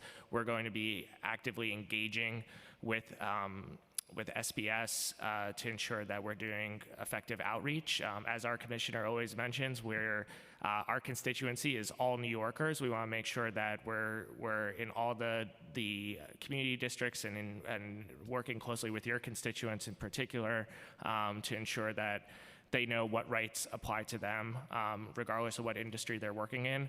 Of course, in this case, the cannabis industry would be a target for us. Thank you. And I wanted to know, do you know how workers are being treated or paid in this unregulated market right now? I don't have that data. I think that it's certainly something that we can look into. We have, I know enforcement has been discussed a little bit at this hearing. I think, what we have been, our visibility on a lot of the unregulated industry, unfortunately, is very limited. We don't have the ability to enforce against marijuana sales at our agency. However, in the cases of different, depending on what folks are seeing on the ground, whether it's a existing brick and mortar that may be licensed by our agency or not, there is an ability for us to perhaps visit that that business and conduct enforcement as pursuant to our existing laws.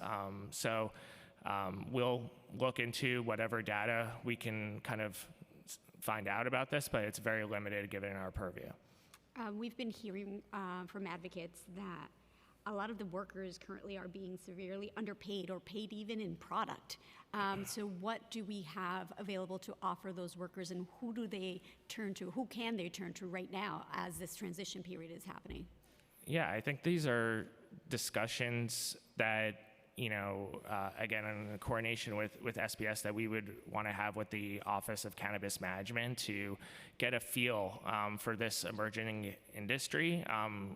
As I said, we have a very limited viewpoint as to what is going on here. This isn't our bread and butter of our work, and this is an emerging field. So getting to know the different contours of how folks are being compensated would certainly inform any future regulations and certainly inform outreach and engagement in the community. And while I have you, I'm going to ask you on consumer stuff now. Going forward, what kind of protections are we considering for our consumers, and what is the administration thinking about when it comes to that? And I heard about the public education campaign. That's one piece, but what's the follow-up, and what have conversations been like? Sure. So for us, and in terms of consumer awareness, there's a lot of crossover in the public health sector. I think we're going to be really leaning on our public health officials at the health department to speak to, as the commissioner mentioned, the potential effects of mixing marijuana with alcohol and the potency and labeling of these products. I think all of that are things that will be kind of a supplementary agency in terms of getting the word out, but really deferring to those that are following the science more closely than and are really have that expertise rather. You had mentioned earlier that you have a limited viewpoint. Why is that? Who has failed to include you, or are you suffering from the same situation that me and my council members have, where we've not been just reached out to? Yeah, I think the limited viewpoint that I'm alluding to comes from a couple of places. First and foremost is that the state law prohibits, our enforcement. It's modeled after the state liquor law, as the commissioner had mentioned. So there's some preemption and restrictions there that speaks to some limited, our limited viewpoint there.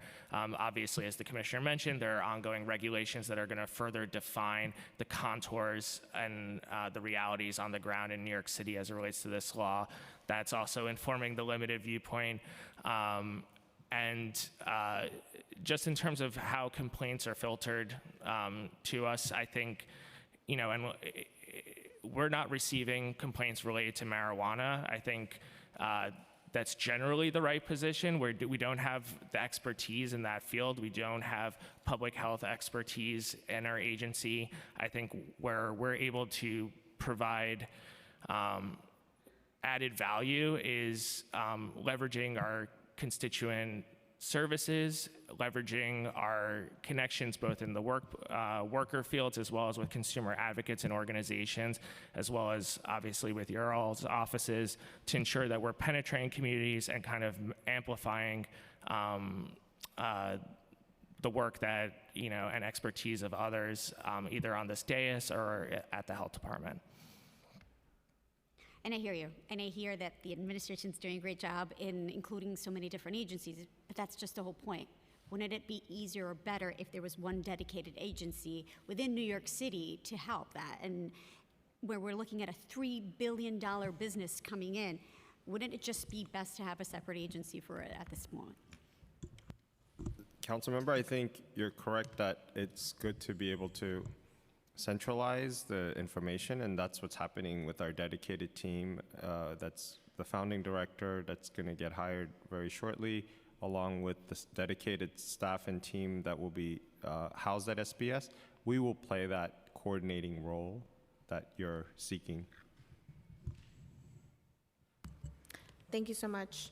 Just really quickly on the unlicensed stores that are selling cannabis products, I wanted to know, and I think we've already kind of alluded to this or not, but I just want to state, do we think stricter fines or any revocation of other permits of these businesses, like revocation of tobacco or alcohol, if they're selling unlicensed, would serve as a deterrent for these folks? Or something that the city could do around civil enforcement? I apologize for having to hark back, but it really is waiting for the state to come up with their enforcement rules, because they want to veer away from the criminalization of it. I know, but they're actually illegally, right, selling. So for me, it's kind of like, what are the penalties that we are going to incur to make sure these people do not do that, while also, I mean, there isn't a risk factor of their current business being at risk, while others are waiting their turn, for poor use of better words, and trying to go through the correct procedure. Like, the city can serve as a deterrent. And I guess a follow-up to that is, we have the 50, I'm forgetting the term for them now, but the folks that are already getting cease and desist letters. Is there any other log or data? Are we working with the precincts who are getting all the calls, or making the responses and doing the raids of some of these, to know, pardon, where they are, and how do we relay that data back to the states to make sure, if we don't do anything in the meantime and to serve as a deterrent, that their applications of licenses or permits are actually put to the ends of the line, since they're the bad actors that aren't following the rules? So I think in terms of the bad actor comment you mentioned, I think that's specifically what the state has been emphasizing, that if you believe that selling illegally now, just having a store up and running earlier is going to help you get a license, you're wrong. And that's what the cease and desist letters are also, I think, making clear, that they're not operating legally at this time and they need to stop. So I think that the strategy is gearing towards the civil side of things, of potential seizure of the products, monetary fines, but I don't think that's been finalized yet. So once that is, I think really then we can coordinate what the most effective response will be to deter that. I think what we can do most now is, again, educate, as Commissioner Sherman said, including the smoke shops, that you need to be part of the regulated market. There's dangers with dealing with unregulated products. There's going to be consequences if you want to get a license, but that the potential to be part of the regulated market can be very lucrative. And we're trying to get that education out in the various ways we had discussed earlier. Okay, thank you for that. I'm trying to just continue thinking of ways to make sure that folks in the community feel comfortable with these spaces. Cannabis, if we approach it correctly, can be utilized by many people from many age ranges and from a lot of different backgrounds, as we've seen already that is the case. So I just want to make sure that if there are folks out there that are going to deter, my seniors who need it for their arthritis, that we're actually making sure that they're not first up in line for things when there are folks that are trying to actually serve our communities, both for adult use and medicinally. One question for me, and then we'll move on to the members. To your knowledge, what conversations have taken place to date around the zoning changes that may be considered to aid the rollout of the cannabis industry in New York City, specifically around ensuring that cannabis businesses are not further limited in their ability to locate themselves, and additionally around hours of operation? I know that was something similar was previously answered, but just want to clarify. Yeah, I think currently it's my understanding that the state is looking to be able to license anywhere that a retail store can be licensed. So I believe it's Group U6 in the zoning. But again, it hasn't been finalized. I think once they finalize it, we'll have a better understanding. We are talking with DCP very closely and just making them aware of the various zoning questions that can come up. And once the state finalizes exactly where it can be used, but retail use space is something that I think the state is focused on, similar to where liquor establishments can be. Sure. But doesn't that also include some of the prohibiting areas, like around schools, around houses of worship? Are there also regulatory measures that say folks can't be, two locations can't be X amount of feet by one another or by a liquor store, et cetera?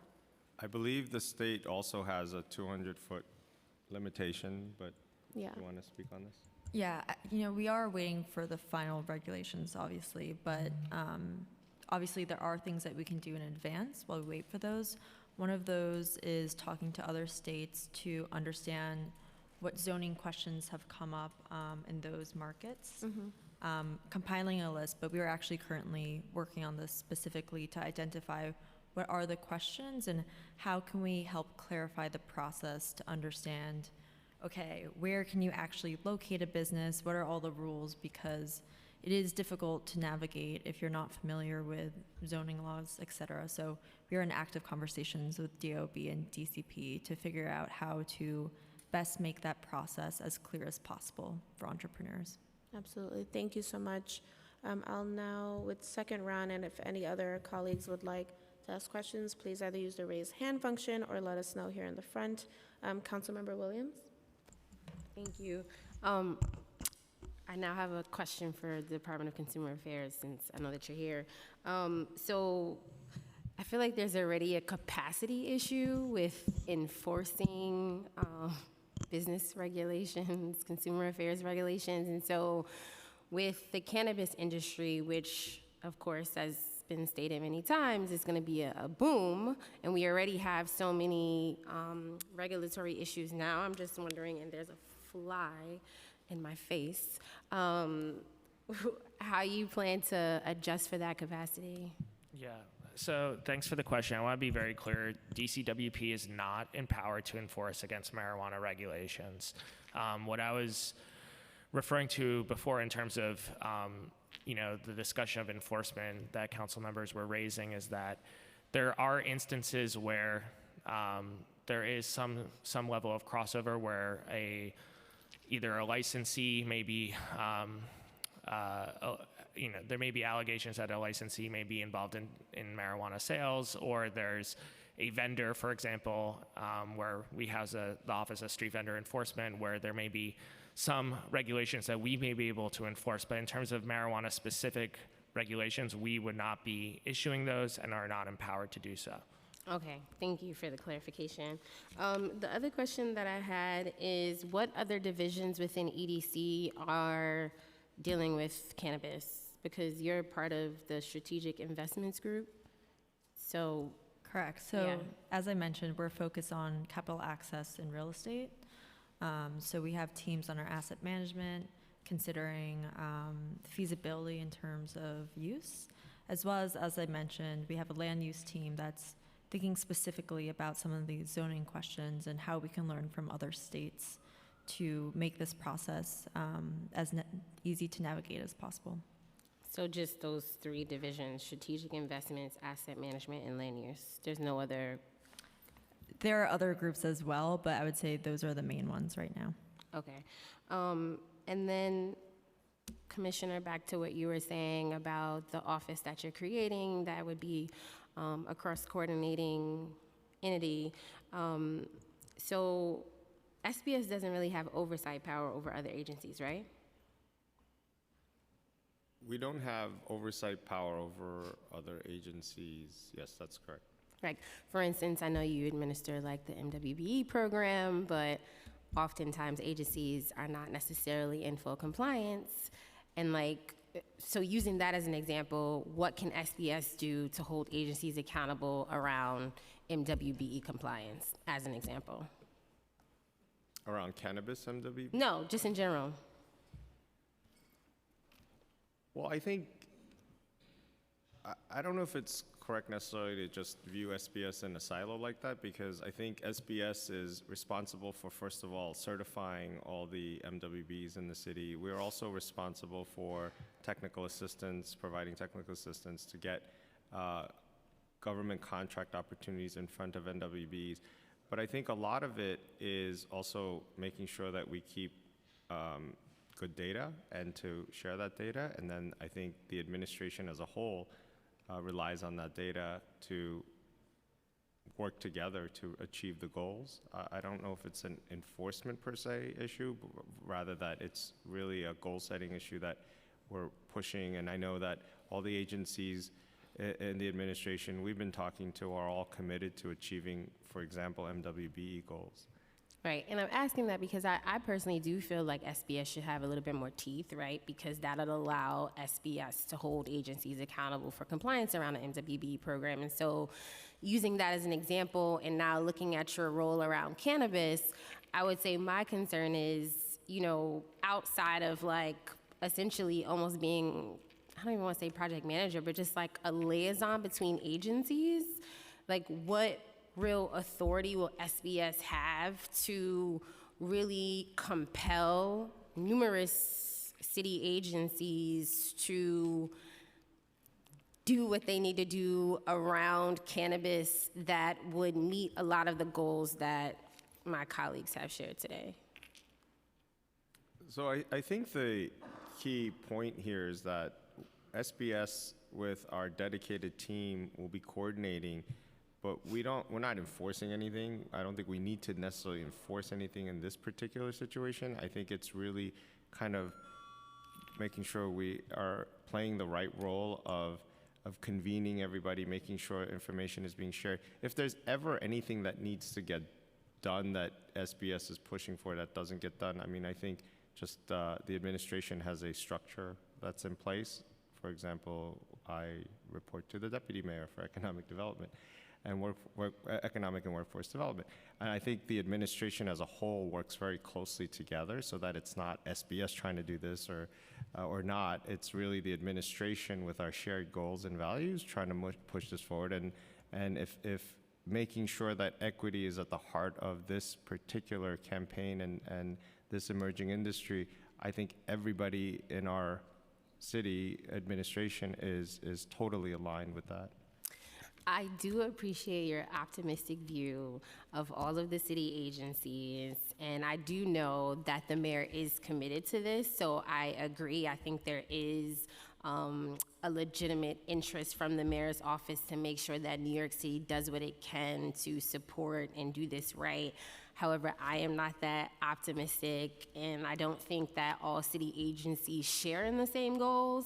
And so I would say just in closing that I am just concerned that SBS doesn't really have the authority and oversight powers that I feel that they need to truly do what is necessary. So I just wanted to say that because it's, like you said, you don't really have that role per se. You would have to cross-coordinate or speak to a deputy mayor or something like that. I don't know. I just don't feel that you have the powers you need to have to like make sure this is done right. But just to be clear, I think when I said we have the deputy mayor, it's not, I think everything that we're doing in terms of leading outreach and education is something that our agency just does very well and has done very well historically.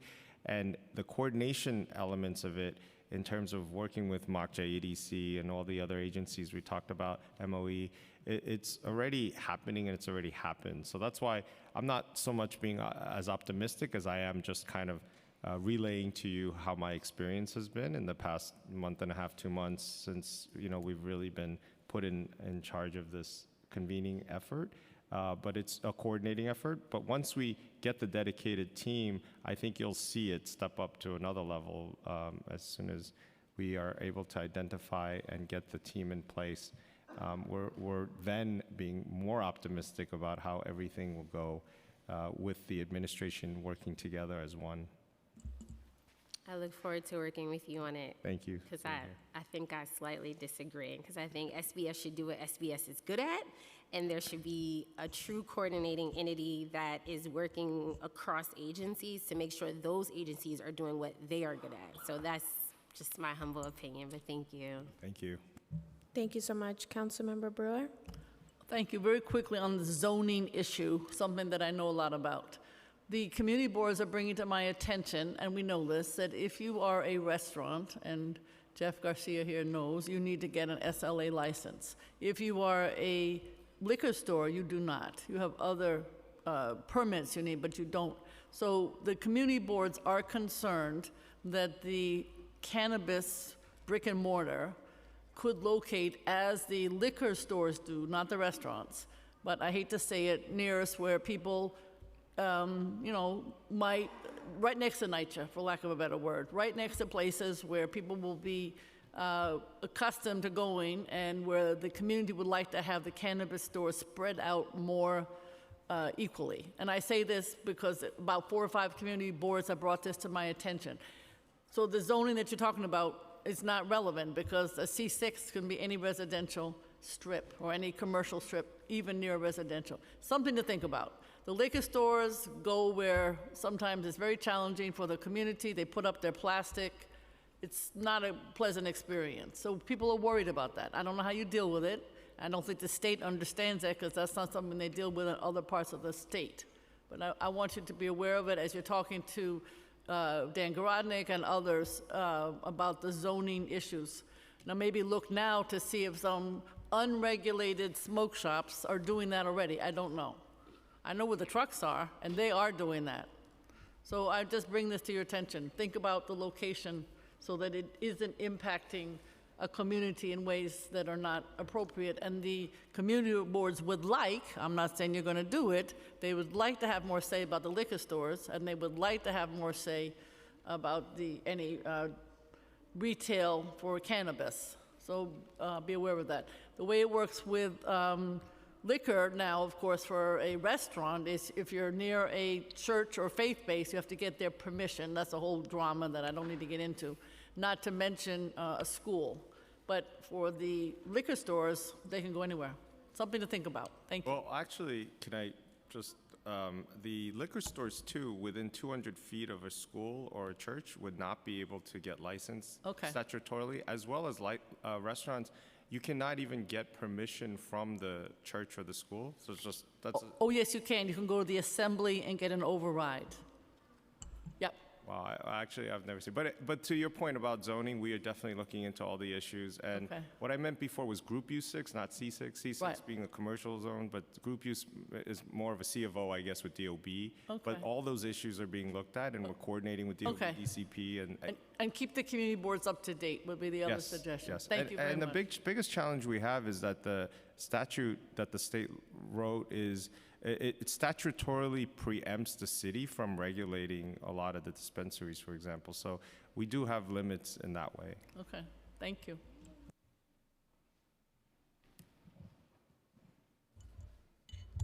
I thought I was done with my questioning, but I'm sorry, I'm not. I understand we are at the initial stages of the establishment of this new industry, and SBS is currently developing resources to help social and economic equity applicants. Thinking more of a long term, what do you think SBS's role will be 5 years from now? For example, to ensure these businesses can survive and succeed as they will face competition from well-funded venture-backed cannabis corporations coming in.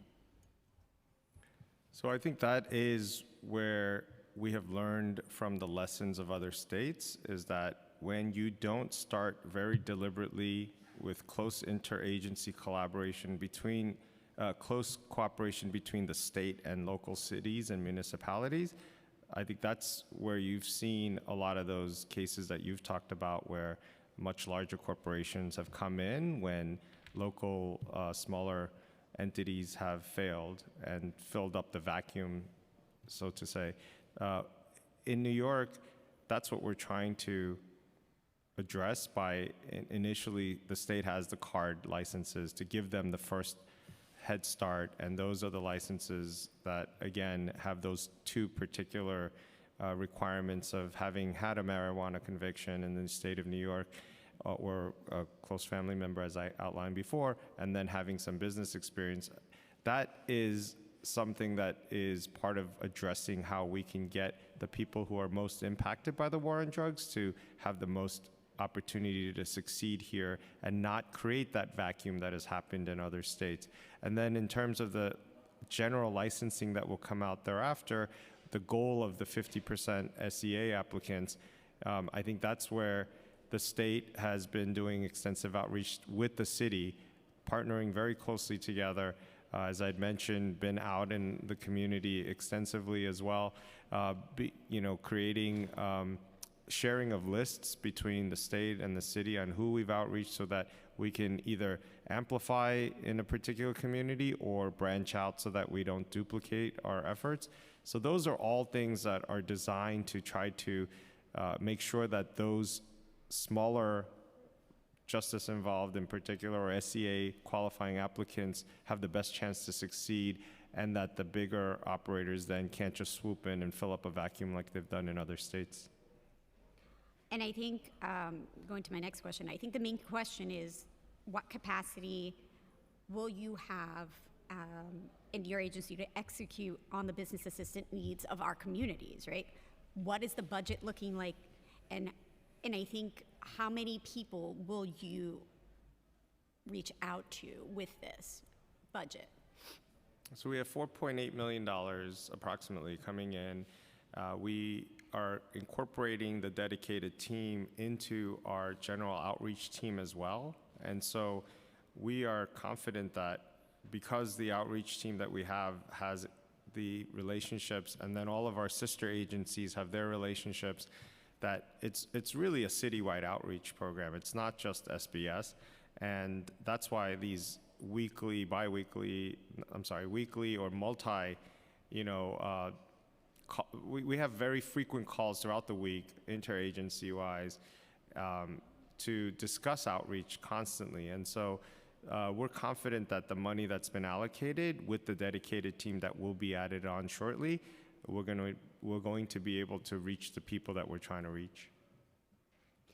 Thank you. And then I just want to go to what other states are, what's happening in other states. We're looking at a reality of 37,000 people applying for 56 licenses in Connecticut for a period that just ended last week. And so if we're saying that SBS is going to help, and it's going to help for free, we run into a situation where it's like folks waiting up to like 6 months to get help. And we don't want that to happen, because we find that to be unacceptable, because they are already working from a standpoint that it's not as beneficial as these out-of-staters. So how do we make sure that they're on top? How do we prioritize them? I think that we understand at SBS that if there's a whole flood of applications that come in, that we too have some limited resources. But again, as a city, I think we're leveraging all of our resources together. One of the most important things we also recognize is we have to have a very robust train-the-trainer model. And so that means that we are not only the ones actually helping with the technical assistance, but we go out into the community with our community-based partners to train them on how to help others. So we were up in the Bronx Borough President's Cannabis Forum, and I'd met with the Bronx Defenders and the Bronx Community Partnership organizations, for example, there. And that's the model that they had talked about, but that's something that we had already envisioned doing and are doing, is once these applications are finalized by the state, we're able to then go into all the different communities and actually explain to the local partners how to help their residents and their community members. And so that's how I think we address the multiplying effect of training the trainer and not just trying to do everything in-house ourselves. Is this 4.8 million enough? We believe that the money that's coming in addition to the outreach team we already have in place to market all SBS services with the resources that we are pulling together with all of our sister agencies, including EDC, we believe it's enough to achieve the goals that we're trying to achieve along with the state.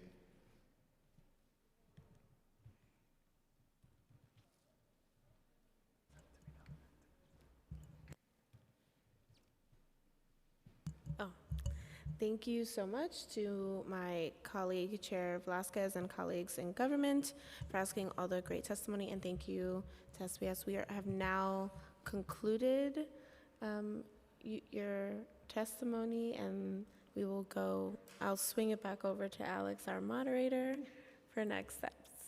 Not really a swing, but. Thank you, Chair. And thank you, members of the administration. We'll now turn to the public portion of the hearing. For in-person panelists, please come up to the dais once your name has been called. And for virtual panelists, we will be calling on individuals one by one to testify. We will be limiting public testimony today to 3 minutes each, so please begin once the sergeant has started the timer. I'm sorry, one interjection. So as we leave, but we have staff staying just to let you know, and they'll be here to take all the notes, and all the things we owe you, we'll get to you as soon as possible. But thank you so much for today. Thank you. We appreciate that. During this session, council members who have questions for a particular panelist, please raise your hands. And council members who are here virtually, please use the Zoom raise hand function. For virtual panelists, once your name is called, a member of our staff will unmute you, and the sergeant at arms will set the timer to give you the go-ahead to begin. Please wait for the sergeant to announce that you may begin before delivering your testimony. I'll now turn it back to the chair to announce the panelists. So as I call your name up, please, as instructed, come to the dais. We'll be calling up Max Bookman, Alex Sparopoulos, and Jeffrey Garcia. Oh, and Katie Shane. Who? Oh, Max, we're coming to you virtually.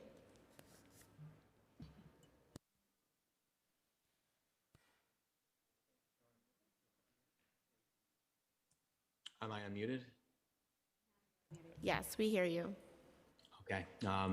Thank you, Chair. Oh, am I free to begin? You may begin. Yes, you can begin. Thank you. Thank you, Chairs. Thank you, Alex. Thank you, Commissioner Kim. My name is Max Bookman. I'm an attorney and partner at the law firm Pazetsky and Bookman. We are counsel to the New York City Hospitality Alliance, our city's hospitality industry trade association, and I'm pleased to testify on the Alliance's behalf today. Most of our members are small businesses. They're New Yorkers, and many are interested in entering the adult use cannabis industry. I've had many conversations with Alliance members on this subject, and many of them qualify as social and economic equity applicants. I had some prepared remarks, which I'm going to now submit in writing, but in hearing the really great back and forth today and a lot of the commentary, which I've been paying close attention to, I'm just going to put my prepared remarks aside and actually address some of the things that were discussed, which I hope will be helpful. Chair Velasquez, on the on-site consumption lounges, we want existing food and beverage establishments to be able to enter the cannabis market. Mom and pop eateries in the communities, local businesses that have been there for a long time who don't necessarily want to open a dispensary, but still want to take the benefits of legal adult use cannabis and qualify qualify as social and economic equity applicants. We were against the portion of the state law that said you can't have a liquor license and also have an on-site consumption lounge license. We think that was a bad idea. The idea of that mixing alcohol and cannabis as an issue is really not an issue. The whole point of the cannabis law is a recognition that people consume cannabis, whether it's legal or not. People also consume alcohol. Sometimes they consume it together. Sometimes someone's consuming one and the other person is consuming another. So to say that we don't like that people do this, so we're just going to go ahead and leave it unregulated, is the same flawed mindset that helped support the marijuana and alcohol prohibitions to begin with. So, New York City being the culinary capital of the world, we think our small businesses can easily handle both marijuana and alcohol in safe and accountable ways. Frankly, we're not sure how the on-site consumption lounges are going to work without alcohol. So please, speak with the administration, speak with Liz Kruger. We're here to support changes in the state law that allow it. Council members Brewer and Salamanca, I don't know if they're still here, but on enforcement, it is a Wild West, and we hear that from our members as well. The idea of a donation loophole is a joke. It's not a realistic reading of the statute. It would be an exception that swallows the rule, and nobody should really give that any credit. And the illicit market and the lack of enforcement, and this is to a point that you also made, Chair Velasquez, it's already having a demoralizing effect on potential applicants. I'm hearing a lot of cynicism out there about these illicit vendors operating with impunity, especially amongst the social and economic equity applicants who are our members, because they don't want to put in all of the time and the effort to get licensed just to get undermined by unregulated businesses that are operating with impunity. So what can we do, Chair Velasquez? I mean, I agree with Commissioner Kim that we need to hear from the state, but in the meantime, let's make a list. Department of Consumer and Worker Protection, they know how to do undercover buys. They can go out into the communities. They could work with council members. They could find these businesses that are already operating so that the state can hit the ground running with a list from the city once the state gets its act together. I'll submit our other ideas about the office and the bills, which we strongly support, in my written testimony. Thank you so much for this opportunity, and thank you for your leadership on this extremely important topic. We're here to work with you in any way that we can. Thank you so much for your testimony. We'll now be going to Alex Baropoulos. Sorry if I mispronounced that. Chair Frias, Chair Velasquez, and members of the council, thank you for the opportunity to testify as the council considers the rollout of the cannabis industry here in New York City and two bills that would help establish and support the cannabis business ecosystem. My name is Alex Baropoulos, and I'm a member of Weedmaps Public Affairs team. For over a decade, Weedmaps has been a catalyst and driving force in the creation and implementation of sound legislative, regulatory, and public policy efforts in the legal cannabis space across the United States, as well as Canada and parts of Europe. Weedmaps has been and continues to be committed to working with lawmakers, regulators, industry participants, and trade groups to promote comprehensive cannabis policy solutions. There are many challenges in starting a new cannabis marketplace, and we applaud the Council for taking proactive measures to set a strong foundation for the industry. We support both Intro 285, which would establish an Office of Cannabis Business Services, and Intro 504, which would create a Cannabis Business Directory. Both bills under consideration today would establish a dedicated government office to drive forward New York City's cannabis industry goals and provide crucial resources to aspiring entrepreneurs and consumers. In addition to the measures currently under consideration, there are several other components of the cannabis industry's rollout that stand to benefit from the Council's input, namely delivery and zoning. The successful implementation of cannabis delivery will be critical to ensuring that the city's cannabis economy thrives from its inception. According to a recent survey, convenience is one of the top considerations for cannabis consumers, with 67% of consumers identifying it as vital. In other jurisdictions, cannabis deliveries are typically conducted via cars, an option that is impractical in many parts of the 5 boroughs. The current statute and regulations issued thus far by the Office of Cannabis Management do not address whether cannabis deliveries in New York will be permitted via other transportation methods such as bikes, scooters, or other forms of micromobility. Enabling these options for cannabis deliveries would not only better serve consumers and businesses by providing a more convenient mode of delivery, but would also be more environmentally friendly. Allowing these options would help ensure New York City meets consumer demand and help make the city a leader in this space. With respect to zoning, it is critical that regulations do not create unintended de facto bans on cannabis retail sales. The current statute prohibits the locating of retail dispensaries and on-site consumption licenses within 500 feet from schools or within 200 feet from houses of worship. Given New York City's density, this will limit where retail dispensaries and on-site consumption areas can operate. The council should consider passing zoning regulations that do not further restrict the potential locations of these cannabis businesses. Finally, New York City has worked hard to earn its reputation as a city that never sleeps, largely due to its unrivaled and unparalleled nightlife. Cannabis on-site consumption locations and retail dispensaries should be permitted to operate during the same hours as other nightlife venues in order to integrate into this important part of the city's culture. As the council proceeds with this legislation and additional efforts to assist the rollout of the cannabis industry, Weedmaps looks forward to working with you to help ensure that New York City establishes itself as an equitable and thriving cannabis ecosystem. Thank you. Thank you so much, and I pronounced it perfectly for the record. Next up is Jeffrey Garcia. Can you hear me? Okay, yeah. Good afternoon, Chairwoman Velasquez, Chairwoman Farias, and other council members. Thank you for having us. My name is Jeffrey Garcia. I'm the co-founder of the Latino Cannabis Association. The Latino Cannabis Association Advocacy, Inc. is a trade association incorporated under the laws of the state of New York as a corporation with the civic purpose of social welfare. Our membership is comprised of highly competitive licensed applicants for the new adult use cannabis industry in New York, a diverse membership representing a cross-section of established entrepreneurs with the Latino community and legacy operators, all spanning economic, social, and generational divides. Our mission is to help realize the vision of the New York social equity policy by supporting the diverse cohort of new cannabis entrepreneurs and investors. To that end, we will be coalescing around support for applicants who meet New York social equity and economic criteria, either having been impacted by failed drug policy or as people of color through our partnerships with other nonprofit organizations and government agencies. We thank the New York City Council for the tireless work on behalf of our residents and for the opportunity to speak with you today about the proposed Intro 285, which establishes an Office of Cannabis Business Services, and Intro 504 in relation to Cannabis Business Directory. As a trade association, we're particularly excited about the creation of a Cannabis Business Directory to help empower social equity participants in this new industry through the widespread availability of information for consumers. The business of cannabis is highly capital intensive and know-how intensive. Thus, to the extent that the city establishes support mechanisms to spur economic growth through resources and information, we believe it is a worthwhile endeavor. The Latino Cannabis Association also stands with New York City Council in its efforts to create an Office of Cannabis Business Services that will prioritize and effectively implementation of the new industry in New York City. Many of our members are established business owners with experience in regulated industries such as restaurants, supermarkets, and professional trades, and gross revenues of over $200 million.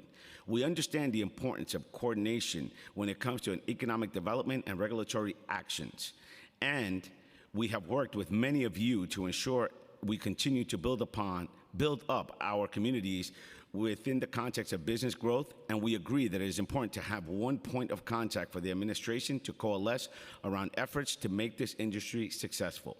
Especially, we believe that a locally based approach is important in cannabis in order to assist the vast majority of individuals whose lives have been destroyed by cannabis prohibition, but do not have business experience. This is an integral part of fulfilling the mission and the intent of this new regulatory industry. We support efforts to bring everyone along and the road of success. Individuals with criminal records are substantially less likely to have ownership in business and the general population. In fact, 1 in 3 Americans have a criminal record, but less than 4% of all small business owners have a criminal record. And it is not hard to understand why one considers the many collateral consequences and societal stigma that come with a criminal conviction. Thus, special attention must be paid to ensure the equity for individuals who are justice involved along the entire process. Housing this Office of Cannabis Business Services and its function under an already existing infrastructure, Department of Small Business Services, is an effective avenue to set equity goals for the industry, streamline assistance, and achieve success, not just for licensees and applicants to the New York State Office of Cannabis Management, but also for thousands of ancillary businesses and consumers who will benefit from the industry. Thank you for your efforts and have a wonderful afternoon. Thank you so much. And next up is Katie Shane.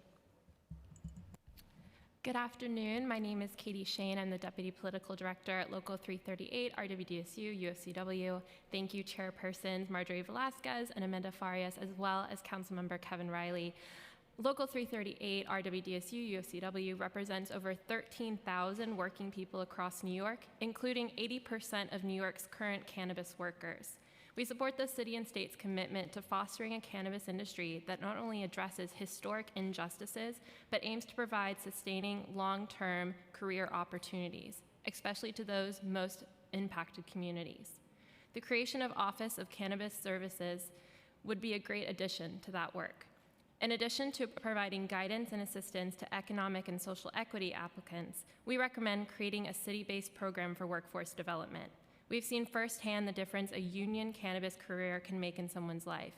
Union cannabis workers across New York City and state make good, life-sustaining wages, receive benefits including health care at no cost to them or their families, and have security knowing they are working in a safe, regulated workplace. We believe everyone should have access to good union jobs.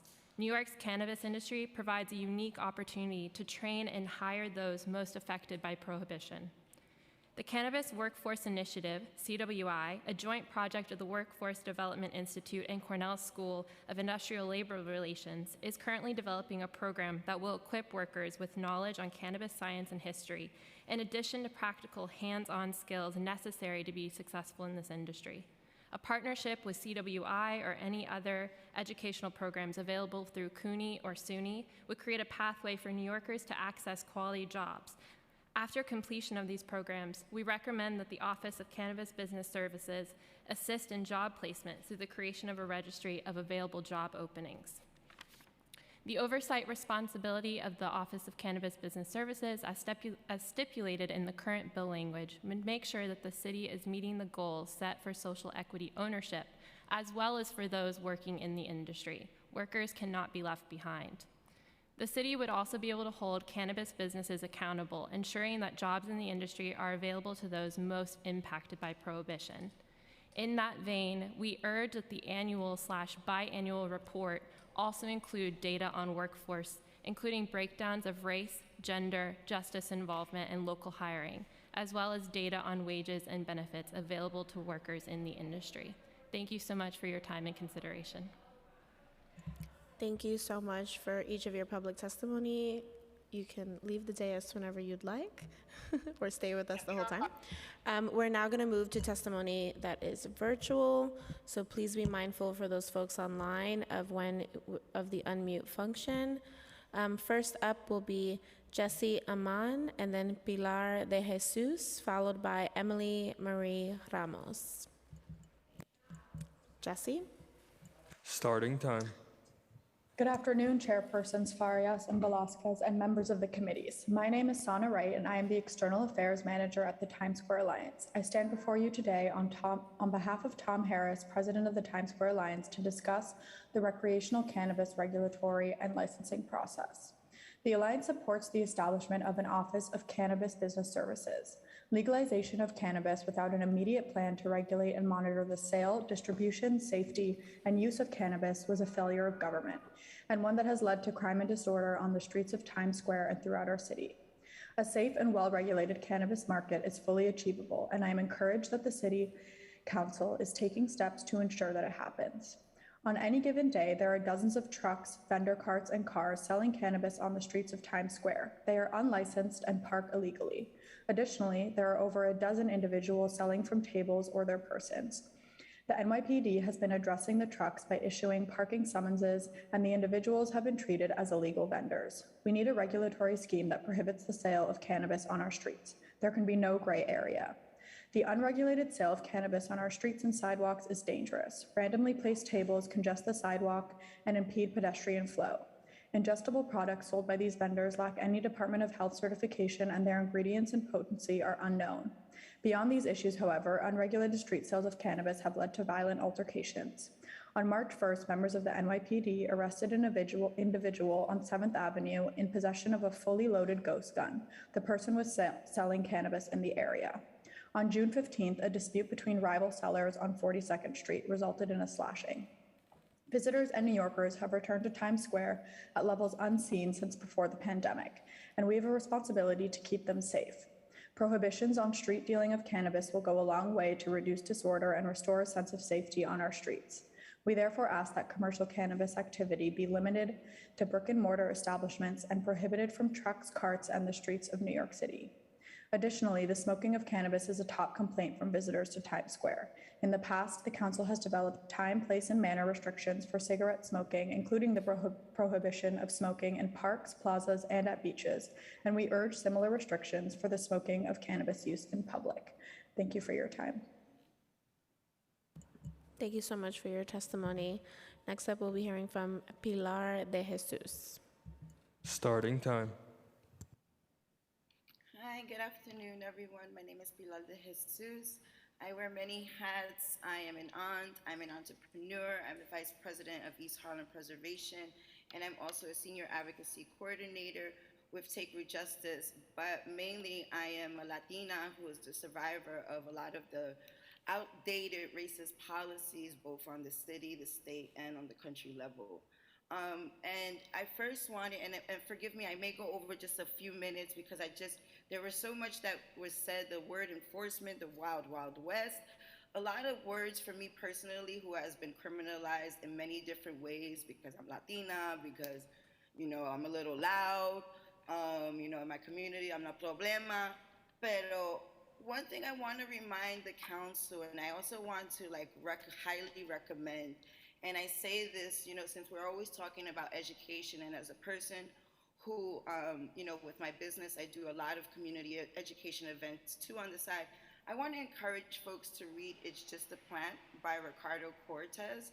And it's a children's story about marijuana. You'll get to learn about Farmer Bob, and this young lady, Jackie, who discovers, her parents were smoking this thing that smelled a little funky. And you'll get to understand that it's just a plant. Marijuana is a plant, and it makes me sad. I hear all these words, enforcement, and all these regulations, and I encourage many of the council and leaders to start learning and even taking back to your own culture and your history of your ancestors. This is medicine. We don't treat tomatoes like this. We don't treat coffee like this. We are talking about medicine, and it always has been medicine. What happened was some racist white people from here in America made it into this something similar, unfortunately, like how Jesse was talking. Oh, it's become more violent. I don't think you see more violence in this city because of marijuana. I think the violence you're seeing is because there's more homeless people. There is a mental health crisis going on right now. And then now the RGB, the Rent Guidelines Board, just voted for more increase. And then you got evictions at hundreds of thousands in the level. So I don't think marijuana, if you see more people buying marijuana, it's because they're medicating themselves. People medicate themselves. And I'm also a little sad, Gail, if you're still here, M&M's is a chocolate, and I understand that the big corporation uses cartoons to market to kids, and I don't agree that cannabis should have cartoons to market to kids, but it's chocolate, and if you understand the symphony between chocolate and cannabis, then you understand that could be very healing for many people, especially I talk to a lot of seniors who love edibles, and maybe they like M&Ms, maybe they don't like M&Ms, maybe they like popcorn, and maybe they like Time expired. popcorn. And I'm gonna end on one or two more notes, just two more notes, because as a person who also was one of the chair of the Community Reinvestment Working Group of the Start Smart Coalition, which is the coalition that helped shape the MRTA, I don't like the word enforcement. It's very triggering. We don't need to create more barriers for the folks who have already had barriers from getting higher education, getting housing, getting job placement. and adding fees to on top of barriers that currently exist. Like I mentioned, we have a housing crisis, and it's in my opinion that the new rent increase is going to cause a public health crisis, and a lot of that housing crisis is affecting our social equity applicants. So I also want to encourage that there's money to put to a housing fund as soon as possible. And I also speak to that 200 million is not enough, but again, that's something we can work out with the state. I have so much more points to talk to, but I want to respect the time. It's just a plan, and without the plants, we do not have a planet. So let's stop trying to lock up the plant now and now create more barriers for folks who I believe are probably in the street now trying to make money to pay their rent, because people are choosing between food and rent, and that's a real thing. And as much of us, including myself, want to have our own brick and mortar, the reality is we need capital. And we don't have it because we're barely able to pay for our rent. And I will end there because I think it's important for you guys to hear that. And I would highly recommend and nominate myself. I think Mr. Kim said we need a messenger. I would love to be that messenger because, like I said, the people who have been affected are the leaders and the experts. And we're also being left out. And one more final point. Just look at Gotta wrap up your time. Okay. Thank you. Sorry, but no. Listen. I'm sorry to have to cut you off because we're here to time. You're 100% right. A lot of us agree. Those that are chairing, those that were here asking questions and are present are because we understand the dynamics that are happening in our community. And I just want to state that the term enforcement that we've been using and the questions around that are solely around the people that are actually going to inhibit those folks in our communities that are not going to get the chance because they are making it more difficult. They're unregulated, they're unlicensed, and they're going to be the examples that folks use to make sure we don't get brick and mortars and we don't get licenses. And that's why we're talking about regulation, and that's why we're talking about enforcement. It's not the enforcement that we've been seeing and the over-policing we've seen in our communities.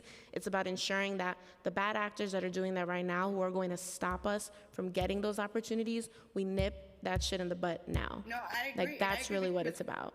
And I get it. Sorry, pardon. We don't want bad weed out there, and I totally agree. And I just think, though, if we want to enforce, I think instead of giving fines, maybe then offer them a program, with SDS Sure. to go into the program so that then they can Absolutely. learn how to do the business. Instead of them giving fines, give them the chance first, like give them the resources, and then if they continue to do it after giving them all the resources, then maybe consider fines. But I think we want to get away from that, that mindset, and that's what 100%. Thank you so much for your testimony, Pilar. We'll now hear from Emily Marie Ramos. Starting time. Hi, good afternoon. Thank you so much for holding this hearing today on the state marijuana laws. My name is Emily Marie Ramos Rodriguez. I am a native New Yorker, Boricua, born and raised on the Lower East Side and El Barrio, Spanish Harlem. I'm here to come talk to you folks today as someone who's born and raised in NYCC, still currently live in NYCC, and someone who's been directly impacted by marijuana prohibition. My father was raided and arrested in my grandparents' apartment in the Lower East Side in Blue Ridge Houses, which is a NYCC development. My grandparents were there. My grandparents had guns waved in their face for exactly what Pilar was saying, a plant. And it's really important that we use that framework when we're talking about marijuana, because it is a medicine at the end of the day. And using this context of enforcement and punitive laws and having this punitive system for criminalizing people is the exact framework that caused marijuana to be illegal in the first place. And so I think that it's really important that we really look at marijuana for what it is, an ancestral plant that has been used by Tainos, that has been used by China and folks. It was one of China's 5 ancient medicinal plants. It was used in India in the Holy Festival. It's mentioned in the Torah. And throughout so many different cultures, From ancient times in BC, marijuana has been used as a medicinal plant, and only our communities are the ones who are policed. 86% of the people who've been arrested in the for marijuana prohibition in New York State have been Black and brown, and that's supported by Drug Policy Alliance report and Scott Stringer's report on communities who've been most impacted by marijuana prohibition. And we know from that, most people who've been arrested are people who live in low-income housing like NYCHA developments.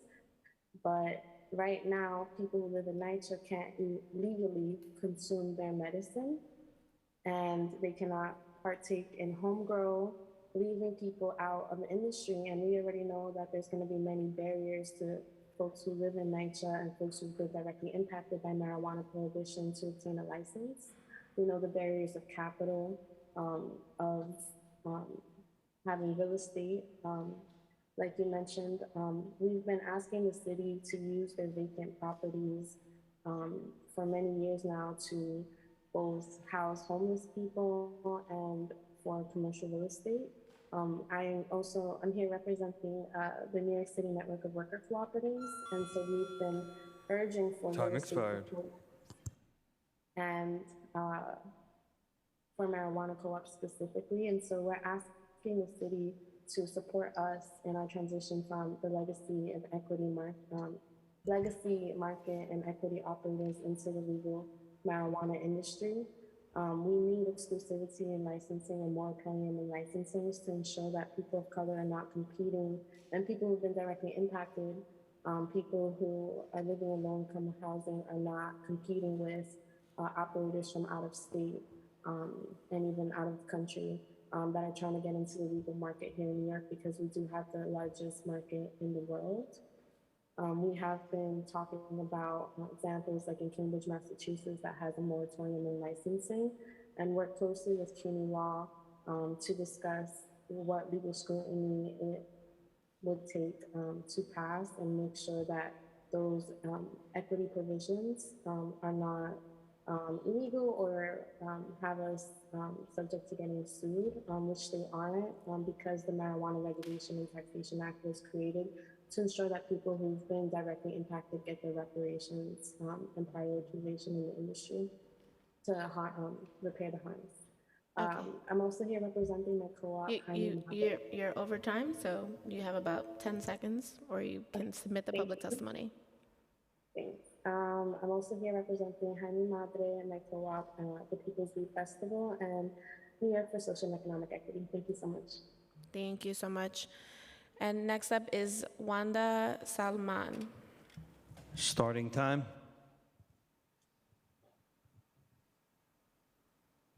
Hi, good afternoon. My name is Wanda Salaman, and I'm the director of Mothers on the Move. I have a prepared statement, so we are going to email you the prepared statement. I've been organizing in the Bronx for 30 years, in the South Bronx and in the North Bronx, and I've seen how the laws on cannabis and marijuana, how it was the original name, have been affecting the people of our community.